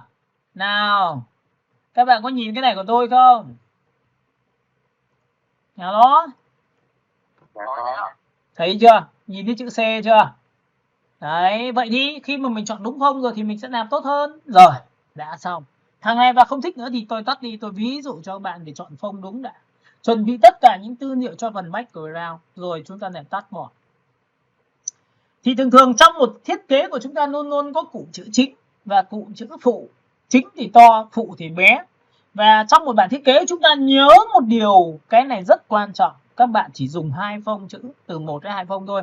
Hạn chế gần như là giá trị từ 3 phông trở lên. Các bạn hiểu cái này của tôi chưa nhỉ? Hiểu. Rồi, thì lúc này tôi sẽ chọn ra một cái layer mới. Và layer này các bạn có 2 cách. Một là bạn dùng T, bạn tích vào màn hình cho tôi tạo ra một layer mới. Hai là bạn sẽ tạo ra một layer tiếp theo là tích vào đây. Đây chính là tạo layer mới để quản lý một đối tượng mới. Ok, các bạn hiểu cái này của tôi chưa nhỉ? Nào, nguyên tắc của cái Photoshop là cứ có một layer sẽ có một đối tượng để quản lý nó. Được chưa? Ok, tôi sẽ chọn vào T và tôi tích thẳng màn hình cho các bạn. Đây là một cái phông chữ bé hơn. Và phông chữ này chính là phần nội dung không quan trọng hơn bằng phông to. Nên bạn sẽ chọn cho tôi là Ctrl T và tôi sẽ thu nhỏ phần phía dưới. Nó nhỏ thôi. Và các bạn có thể áng chừng cái giá trị này tôi đặt phía dưới cho các bạn. Nhớ nhá. Và cái này nó sẽ có kích cỡ cho các bạn là bao nhiêu phần trăm là pixel point thì các bạn nhìn vào đây. Ví dụ cái dưới của tôi nó sẽ bằng chiều ngang của một cái chữ đấy, nó sẽ bằng 2/3 của chữ trên là chiều ngang. Thì đấy là một trong những tỷ lệ vàng. Còn tỷ lệ vàng muốn chính xác được thì chúng ta sẽ học sau. Đồng ý không ạ? Alo? Vâng. Rồi, vừa rồi là tôi có copy 2 cái phông chữ về. Bây giờ cái phông chữ thứ hai như thế nào thì bây giờ tôi sẽ dùng cái phương pháp là tôi sẽ bật cái folder của cái phông chữ lên để làm gì? Để tôi copy cho các bạn. Và phông chữ đấy là phông chữ gì thì đây tôi sẽ cho các bạn xem. Tôi sẽ ấn F2, Ctrl C tên của cái phông chữ. Sau đó tôi sang bên này và tôi sẽ làm sao dùng T và tôi paste thẳng trực tiếp và nhớ là tôi đang dùng trên một layer chữ khác. Tôi ấn vào Ctrl V như này. Các bạn có nhìn thấy phông chữ này chưa? Alo? Alo. Rồi, sau khi chọn xong thì bạn tích vào đây cho tôi một cái thì lúc này tôi có một cái phông chữ. Và phông chữ này tôi ấn vào Ctrl T để tôi cho nó to này. Tôi sẽ cho nó to này. Được chưa? Rồi, tiếp theo. Các bạn để ý cho tôi là trong cái phần này của chúng ta nó có phông trên là rất là trơn và nét dày. Các bạn có nhìn thấy phông trên là trơn nét dày không? Alo? Và phông dưới của chúng ta là phông có chân nhưng lại có nét thanh và nét đậm. Các bạn có nhìn thấy nét thanh và nét đậm chưa? Có nét mảnh và nét dày chưa? Này, có chân nó chính là những cái giá trị. Vậy thì lúc này chúng ta sẽ có tương phản giữa độ to và bé. To là những cái nội dung chính và bé là nội dung phụ. Được không ạ? Các bạn hiểu cái này chưa? Dạ, hiểu rồi. Ok. Nó sẽ có nét thanh và nét đậm thì có phải chính thì phải dày lên để cho người ta nhìn được không ạ? Phụ là gì? Nét nó mảnh hơn đúng không các bạn? Alo? Vâng, hiểu. Và thậm chí là cái phần nét đối tượng chữ dưới này các bạn phải ấn vào T và bạn chọn cho tôi cái màu chữ nó sẽ nhạt đi. Mà nhạt đi thì phải cộng thêm sáng. Các bạn đồng ý tôi phần này không ạ? Ấn ok nhé. Vâng. Đấy thì các bạn sẽ thấy là ở trên thì đậm dưới thì nhạt. Ok, xong chưa? Xong chưa? Dạ. Rồi, tiếp theo này, tôi cho các bạn một cái trang web liên quan đến việc mà chúng ta có thể dùng trên các phiên bản của cái chữ website của chúng ta là gì. Đây ạ. Tôi sẽ lại bật một cái trang web cho các bạn lên. Nó nhiều lắm nên là chúng ta sẽ kéo xuống và tôi sẽ cho các bạn xem một trang web mà cái trang web này là chuyên gia dành cho cả lập trình và lẫn là cái gì. Đây, tôi sẽ share lại cho các bạn, share và chọn thuộc tính là cái Nào, chọn vào thuộc tính của cái Google. Rồi, các bạn nhìn thấy cái Google chưa? Của trang web chưa? Alo. Rồi, các bạn sổ cái này xuống giúp tôi, biết phông chữ rồi nha. Sau này các bạn tự tìm thêm những cái phông khác, tôi sẽ kéo xuống. Được chưa? Lúc này tôi kéo xuống thì ở đây nó có một cái trang web cho các bạn, đó là các tiêu chí về kích thước dùng trong trang web. Thì các bạn có thấy là banner, tôi thiết kế là banner cho web không? Alo? Và cái này các bạn cũng học hỏi là trong cái việc thiết kế đồ họa của các bạn cũng có thể dùng theo cách này được. Bạn nhìn này, tôi tích vào đây thì ngay lập tức nó sẽ chuyển sang một cái biểu tượng cho các bạn. Nhìn thấy chưa? Phông chữ này, nhìn thấy phông chữ chưa? Và phông chữ đầu tiên của chúng ta là 16 page, này. Nó sẽ tính theo các dạng như sau, chuột phải. Tôi sẽ chọn vào biểu tượng và dịch để trở thành tiếng Anh cho các bạn xem. Đây, tính là pixel này, nhìn thấy chưa? Thì mình tích sang pixel như này. Thì ngay lập tức của chúng ta là 16. Đây là phông chữ đầu tiên thông dụng. Nhìn thấy chưa? Nhìn này. Nó sẽ có ví dụ sang bên này trang web này. Nhìn thấy phông chữ này to chưa? Thì nó chính là giá trị của 47 này. Thì với 16 thì có phải là khi mà bạn nhỏ nhất là 16 và to nhất thì có thể là 47 như này không? Alo? Alo? Vậy thì cụm chữ chính của chúng ta có thể là để 47 và chữ bé hơn thì chúng ta có thể để 16. Vậy thì ở giữa của chúng ta nó có thể để 33. Các bạn hiểu cái này của tôi chưa nhỉ? Alo? Rồi. Sau đó thì chúng ta sẽ chọn là New Share lại để quay trở về với phiên bản của Photoshop. Được chưa? Nào. Rồi. Sau khi mà đã làm xong được cái tiêu chí này của các bạn thì các bạn nhớ cái phần thứ hai của các bạn là gì? Tôi đã chọn cho các bạn nền là chuyển sắc rồi, nó có sắc đậm và sắc nhạt. Sắc đậm thì mình sẽ dùng chữ sáng và ngược lại, đúng không? Ok, bây giờ cái bước thứ ba, background của bạn nó có thể dùng bằng ảnh được không ạ? Bước này là bước quan trọng. Alo? Nào. Vâng. Cái background chúng ta có thể dùng bằng ảnh, mà ảnh thì chúng ta có thể lưu ở đâu? Lưu trong ổ. Nó lưu ở đâu? Trên mạng. Ví dụ bạn làm với nước hoa thì chúng ta ví dụ làm nước hoa liên quan đến hương vị hoa hồng thì chúng ta nên chọn background hoa gì bạn? Nào? Hoa hồng thầy. Đúng. Người Việt Nam rất rõ ràng nha. Hương vị hoa hồng cho hoa hồng, hương vị hoa khác thì cho hoa khác, đúng không ạ? Thì các bạn nhớ cho tôi là ví dụ chúng ta có thể dùng cái background có thể bằng ảnh. Ảnh của chúng ta nó có hai loại, một là nó sẽ gợi cho khách hàng nhớ về cái mùi hương, cái sản phẩm của chúng ta mong muốn. Loại thứ hai là chúng ta tìm một cái background nhưng lại có sắc độ, thì các bạn nhìn vào đây cho tôi sẽ chọn vào Ctrl O và tôi sẽ bật một cái tiêu chí này lên cho các bạn, đó là gì? Tôi sẽ chọn một cái ổ E. Tôi chọn vào phần thư viện ảnh và sau khi tôi chọn vào thư viện ảnh xong thì tôi sẽ chọn vào cái phần background, và trong phần background tôi sẽ có phần texture và texture color, là nó chỉ là màu thôi. Bạn nhìn đúng không ạ? Lúc này các bạn sẽ chọn cho tôi một cái nền xanh đậm chẳng hạn. Đây tôi sẽ tích vào đây một cái, tôi ấn open cho các bạn. Các bạn có nhìn thấy lúc này tôi có background của chúng ta là giải chuyển sắc nhưng lại không tuân thủ theo hình gì cả, mà đây là một cái ảnh. Các bạn có nhìn thấy cái ảnh rồi tôi không ạ? Alo? Vâng, dạ thôi. Và sau khi đã có cái ảnh này, tôi muốn là đưa cái ảnh này sang cái file thiết kế của tôi thì tôi phải làm một cách nào?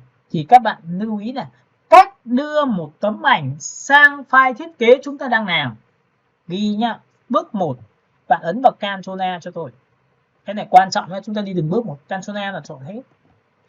Bước 2 là các bạn ấn vào Ctrl C là copy.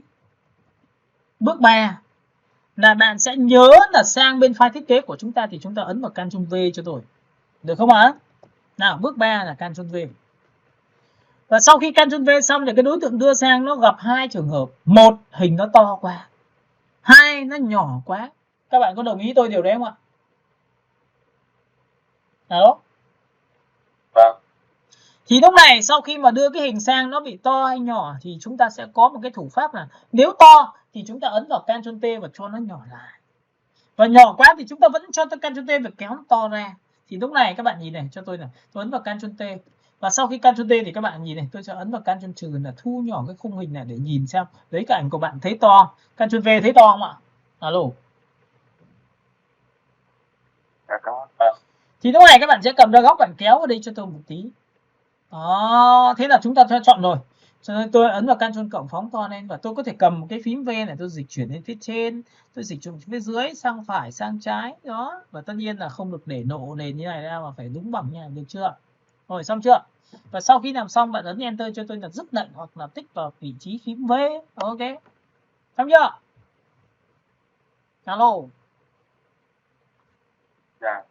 Rồi, sau khi đã có phần này xong thì các bạn sẽ gặp một cái trường hợp như sau là khi đưa sang cái đối tượng của chúng ta này bị đè lên cái chữ. Cái layer này đang trên cùng này, các bạn có nhìn thấy cái layer này chưa? Trên hai cái chữ này, vậy thì chúng ta sẽ có một cái phương pháp là làm cho cái đối tượng này xuống dưới. Vậy thì các bạn có thể ghi cho tôi là lệnh làm cho một layer xuống dưới một layer khác bằng lệnh như sau, đó là Ctrl ngoặc vuông bên tay trái. Ctrl ngoặc vuông bên tay trái là cái Ctrl ngoặc vuông gần chữ P của các bạn. Có nhìn thấy gần chữ P không ạ? Ngoặc vuông là cái gì?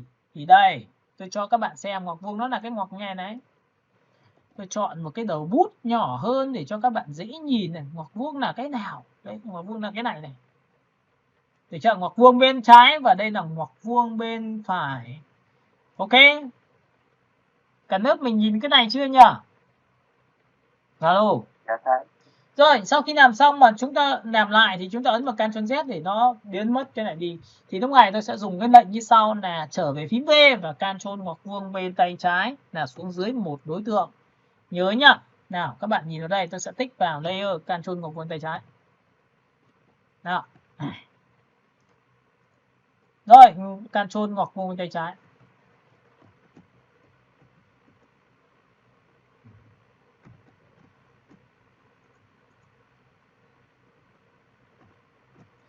Trong trường hợp mà khi mà các bạn gặp trường hợp ấn vào Ctrl ngoặc vuông bên tay trái không được thì bạn nhớ là cái Việt key và Unikey của bạn đang gặp vấn đề.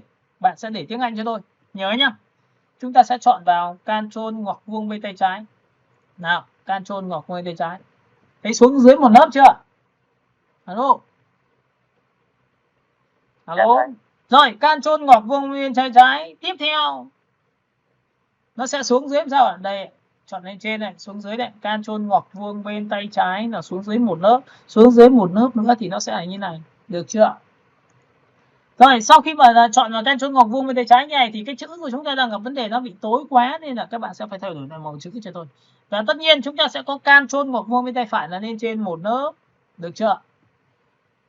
Đấy là cách cho lên trên và xuống dưới theo từng lớp.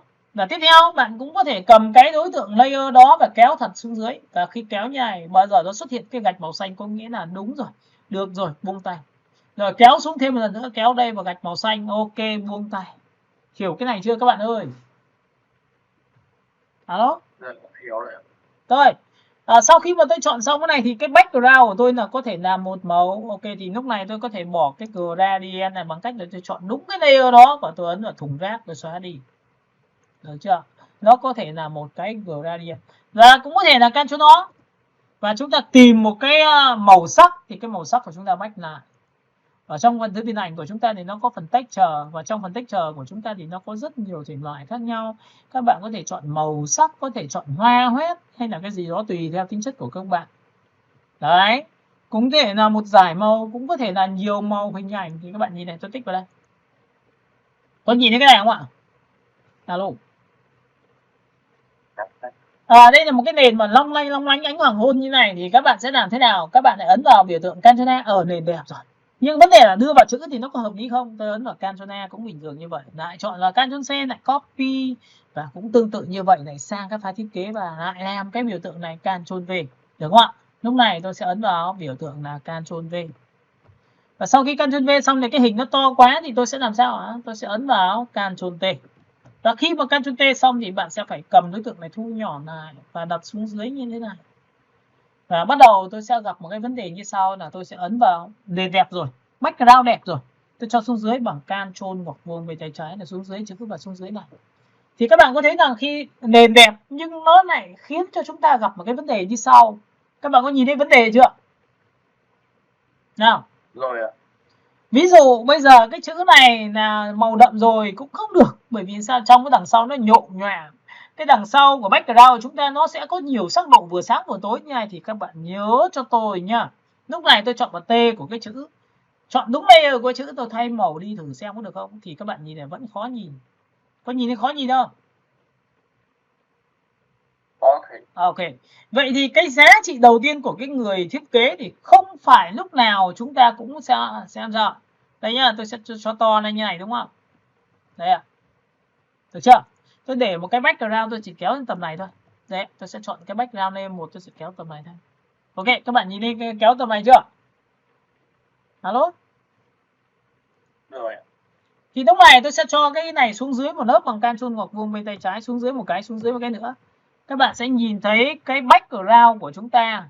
Nếu trong trường hợp này tôi sẽ để cái background nó xuống dưới màu đậm như này được không ạ? Các bạn có nhìn thấy dưới màu đậm tôi chưa? Nào, thì các bạn có thấy là cái khu vực màu đậm của background nó sẽ lấn vào cái phần chữ không? Alo? Vâng, đúng rồi. Và lúc này cái phần màu đậm chúng ta rất lớn thì tôi sẽ chọn vào chính cái chữ đó và tôi sẽ làm sao? Tôi sẽ thay đổi màu cho nó, ví dụ là màu trắng thì các bạn yên tâm một điều sẽ làm sao ạ? Rất là rõ luôn. Và tiếp theo chuột phải vào cái chính cái này tôi sẽ chọn vào T, và cái này là phụ thì tôi cũng chọn màu trắng cho các bạn. Ít nhất nó vẫn đủ độ để nó nhìn được. Nhìn thấy chưa? Alo? Vậy trong trường hợp này khi mà các bạn đưa một cái ảnh sang thì nhớ là không nhất thiết phải thu nhỏ là bằng cái khung, mà hãy chọn cái vị trí nào mà để đặt cho cái text của chúng ta vừa được vào đó và đặt được trên nền đó với tương phản. Các bạn hiểu cái này của tôi chưa nhỉ? Dạ rồi. Ok. Và cũng tương tự như vậy, chuột phải chọn vào cái đối tượng background, chuột phải chọn vào layer đầu tiên là background, chọn vào layer này và chúng ta kéo lên như này. Các bạn sẽ nhìn thấy đây là khu vực sáng. Nhìn thấy khu vực sáng chỗ này chưa?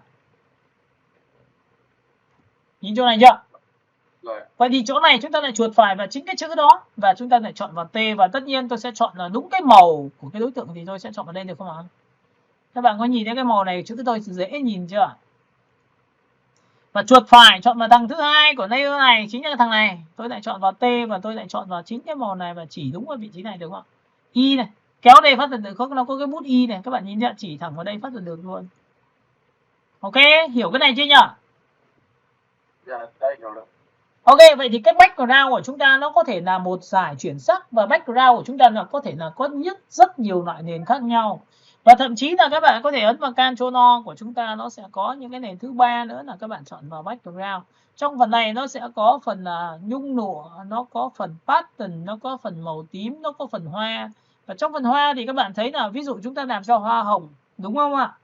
Thì các bạn nhớ cho tôi là hoa hồng nó như thế nào, thì các bạn nhìn vào đây cho tôi. Nhìn này, cũng là một cái cách. Chúng ta hãy chọn một cái hoa hồng và chúng ta chọn open. Được chưa? Các bạn nhìn nhá, Ctrl E chọn hết, Ctrl C copy và sau đó thì sang file thiết kế của chúng ta. Thì lúc này cái background của bạn không cần nữa thì bạn xóa đi giúp tôi. Tôi ấn vào Ctrl V được không ạ? Nào, các bạn nhìn thấy Ctrl V tôi chưa? Nào, cái ảnh này của chúng ta theo chiều dọc và chiều ngang đây. Alo? Hay theo chiều dọc.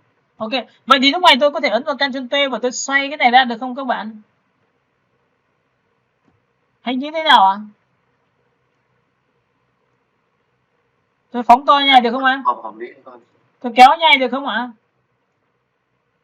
Nào. Và sau khi làm xong mà bạn ngắm nghía là cái này có được không em? Các bạn nhìn thấy cái này được không ạ? Cái này nếu như mắt em đang nhìn thấy thì có vẻ chất lượng ảnh hơi thấp. Không, cái background không quá quan trọng cái việc chất lượng đấy đâu em ơi.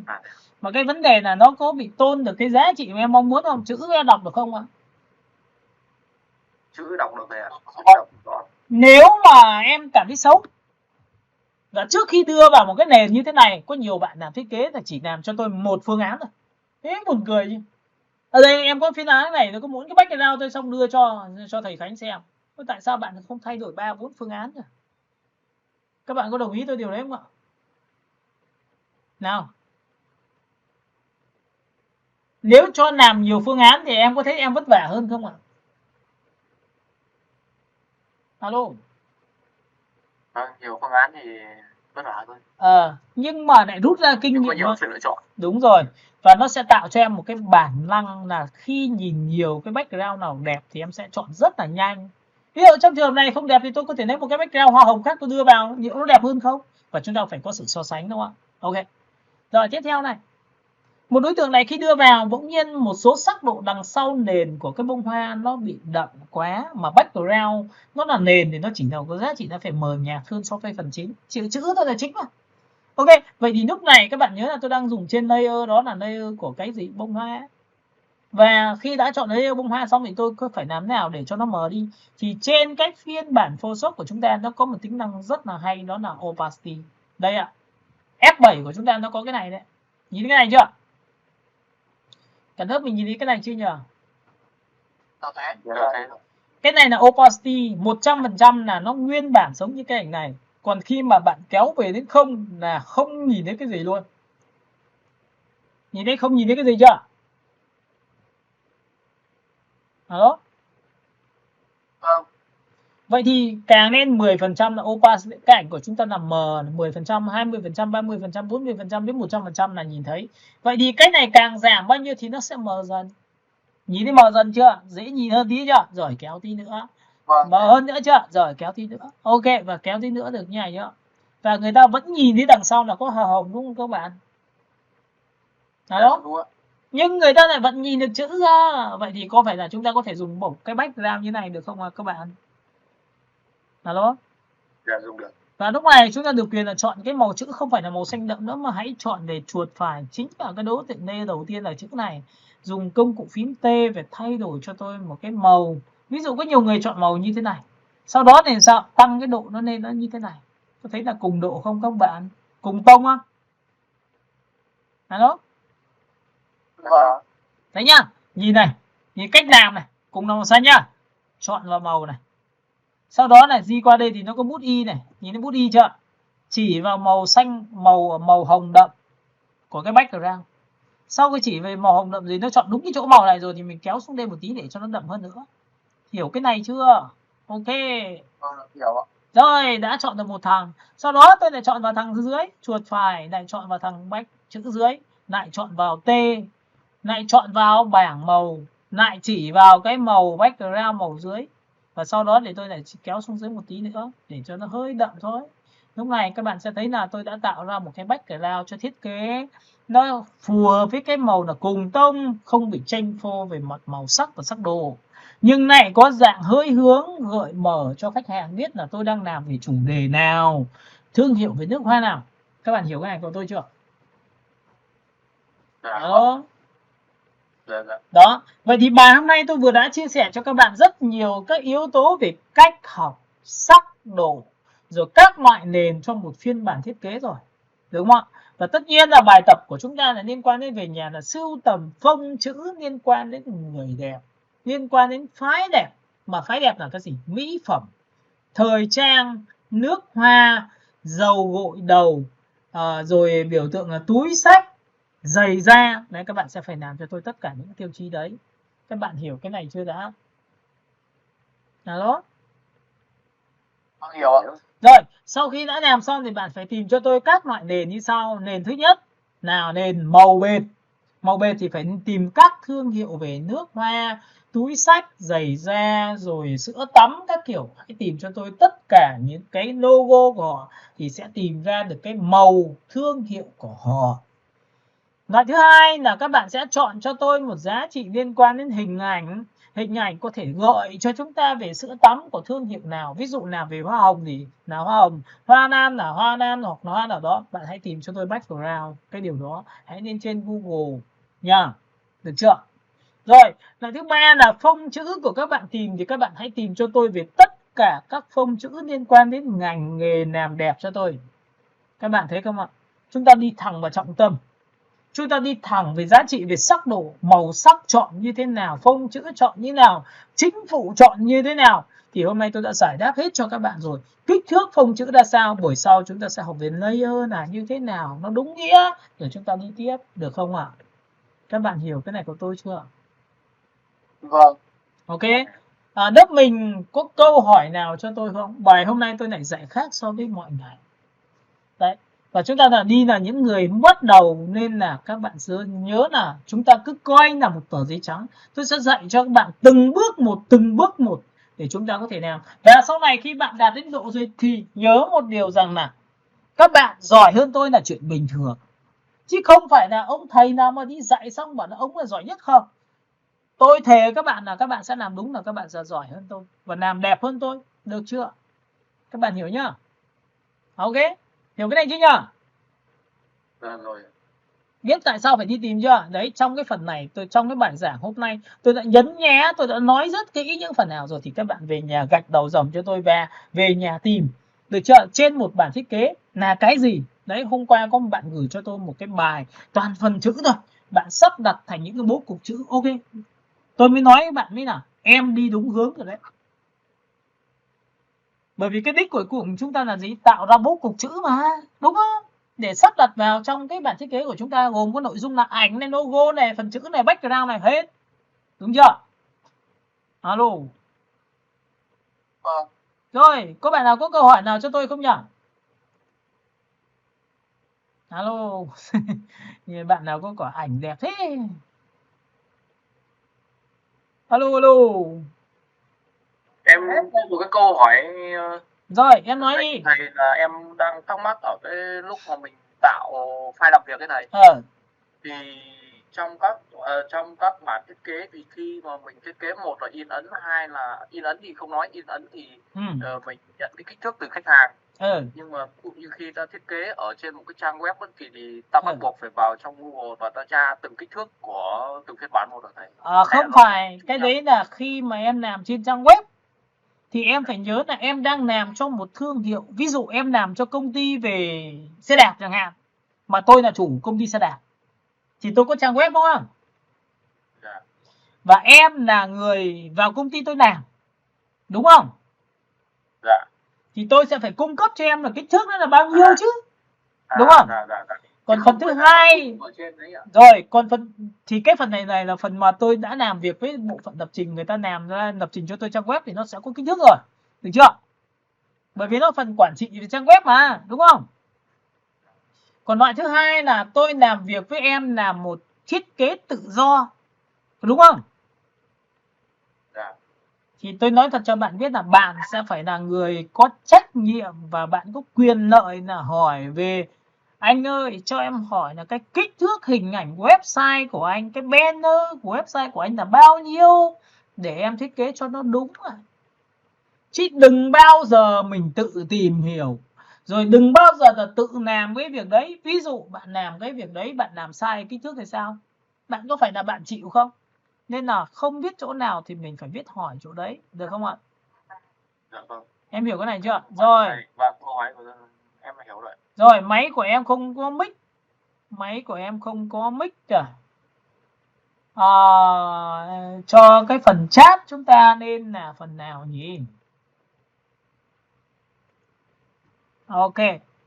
Rồi, cái đấy thì các bạn có thể hỏi sau. Được chưa? Rồi, còn câu hỏi nào nữa không nhỉ?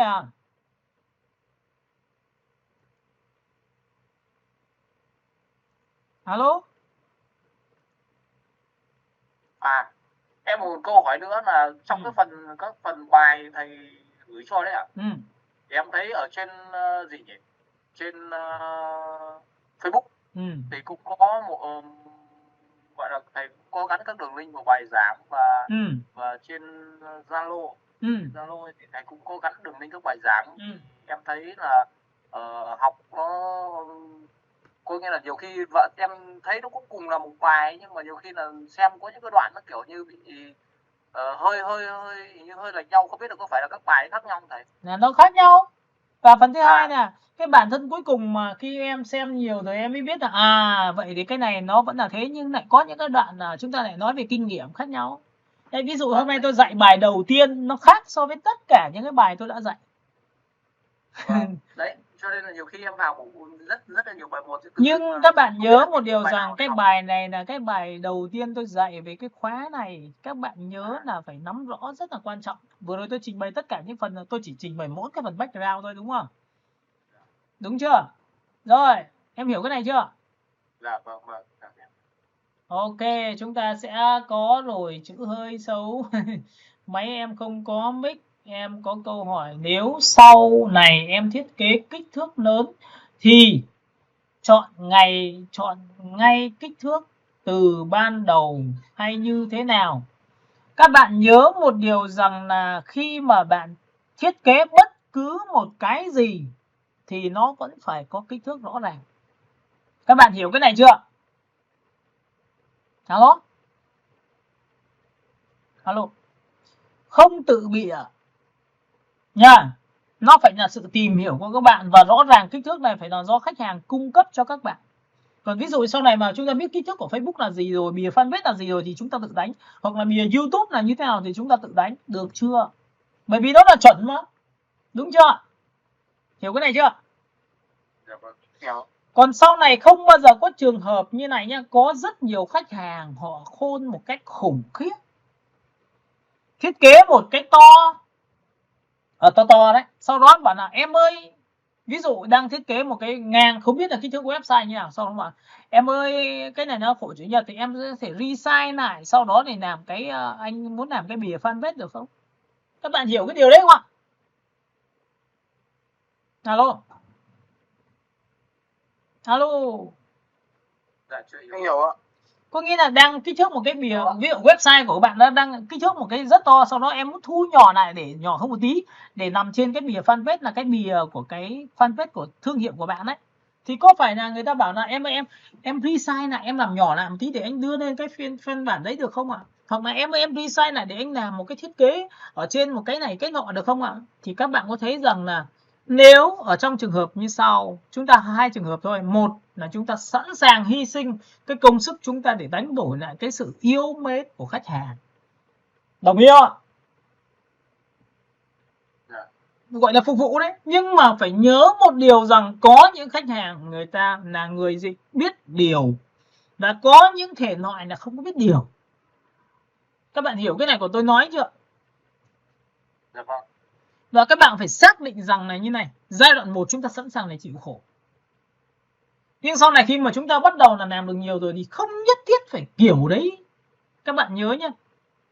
Cái đội mà nó chuyên gia mà nó đi bảo là em hỗ trợ tôi cái này, em hỗ trợ tôi cái khác mà không được một lời cảm ơn thì xin nói là cái quy cách, rồi cái tư cách, rồi thậm chí là những cái cách xử lý về kỹ năng mềm của họ gặp rất nhiều vấn đề. Và những người này thường thường chỉ có giá trị là lợi dụng mình thôi, không đem lại cho chúng ta phải giới thiệu khách hàng, hoặc là sau này chúng ta có một cái việc gì đó mà người ta sẽ thương hiệu đó, người ta sẽ nhờ mình thiết kế tiếp đâu ạ.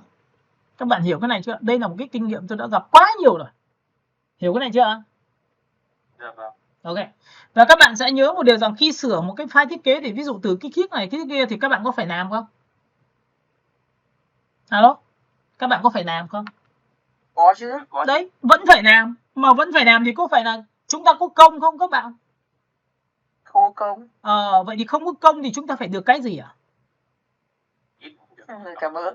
Lời cảm ơn là được quan hệ này, đúng không? Bởi vì có những người anh, người chị là khách hàng nhé, nói thề các bạn là người ta rất là biết điều luôn. Khi làm mình biết là họ nhá, thậm chí là thức đêm vất vả, người ta bảo là ok em ơi, anh biết em làm rất vất vả, anh có một chút sẽ bồi dưỡng em. Câu chuyện nó khác không em? Dạ vâng, câu chuyện cực kỳ khác luôn. Đúng chưa? Và chúng ta học được một cái thứ rất là tuyệt vời của họ. Người ta đó là học sự biết điều. Đúng không ạ? Chứ còn sau này các bạn có khả năng gì tội quái gì phải làm cho những người đấy. Chúng ta là cái khả năng mà, nên là khách hàng sẽ đến với chúng ta. Đấy là điều quan trọng. Đúng không ạ? Alo? Rồi các bạn hiểu cái này chưa nhỉ? Ok, vừa rồi tôi có chia sẻ cho các bạn những cái mà kinh nghiệm cũng giống như về cái thiết kế của bài hôm nay đầu tiên. Hy vọng rằng các bạn sẽ thấm nhuần cái giá trị này và xem đi xem lại để nốt ra những cái đầu dòng cho các bạn về cách học tìm tư liệu đầu tiên liên quan đến thiết kế background. Được chưa? Alo? Bạn nào còn câu hỏi nữa không ạ? Alo? Nào. Em có một câu hỏi nữa nhưng mà không biết là bây giờ là đã có quá sớm để hỏi thầy không? Em cứ hỏi đi. Vâng, nếu được thì em muốn hỏi thầy luôn. Em cũng hơi phân vân cái khu chỗ này. Ví dụ như trong một bản thiết kế là khi em thiết kế cho khách hàng là file in ấn, Nhưng mà sau khi em thiết kế xong mà em muốn gửi cho khách hàng để khách hàng duyệt chẳng hạn, thì lúc đó là bắt buộc là phải chuyển sang file RGB. Thì đúng rồi, RGB thì khi qua cái màn hình hiển thị của khách hàng thì nó mới hiển thị chính đúng xác màu rồi, đúng không? Vâng, thì là cái quá trình mình gửi đó thì là mình xuất file ra bắt đầu mình mới chuyển màu thầy, hay là trong quá trình như này nhá, thiết kế là cái bản mình thiết kế là mình sẽ phải làm 2 bản, một bản gửi cho khách hàng không làm kiểu đấy được. Đấy à? Đối với một phiên bản về thiết kế làm CMYK này in ấn thì em có 2 cách. Một là em xuất file ra vẫn là CMYK và em đóng gói lại và gửi qua email. Và gửi qua email thì phải đóng gói nhá, nén lại đấy. Em hiểu cái đó chưa? Thì khi người ta nhận được file thì người ta giải nét thì người ta xem trên màn hình người ta là đúng nhá. Em hiểu cái cách làm chưa? Dạ, cái này thì cách làm thì có khả năng sau này trong quá trình học thì đến phần đấy có khả năng em nhờ thầy để thầy rồi phạm cho chúng em được theo dõi. Phần thứ hai nữa là trong quy trình khi mình làm thì mình có thể chụp thẳng màn hình. Biết chụp thẳng màn hình không?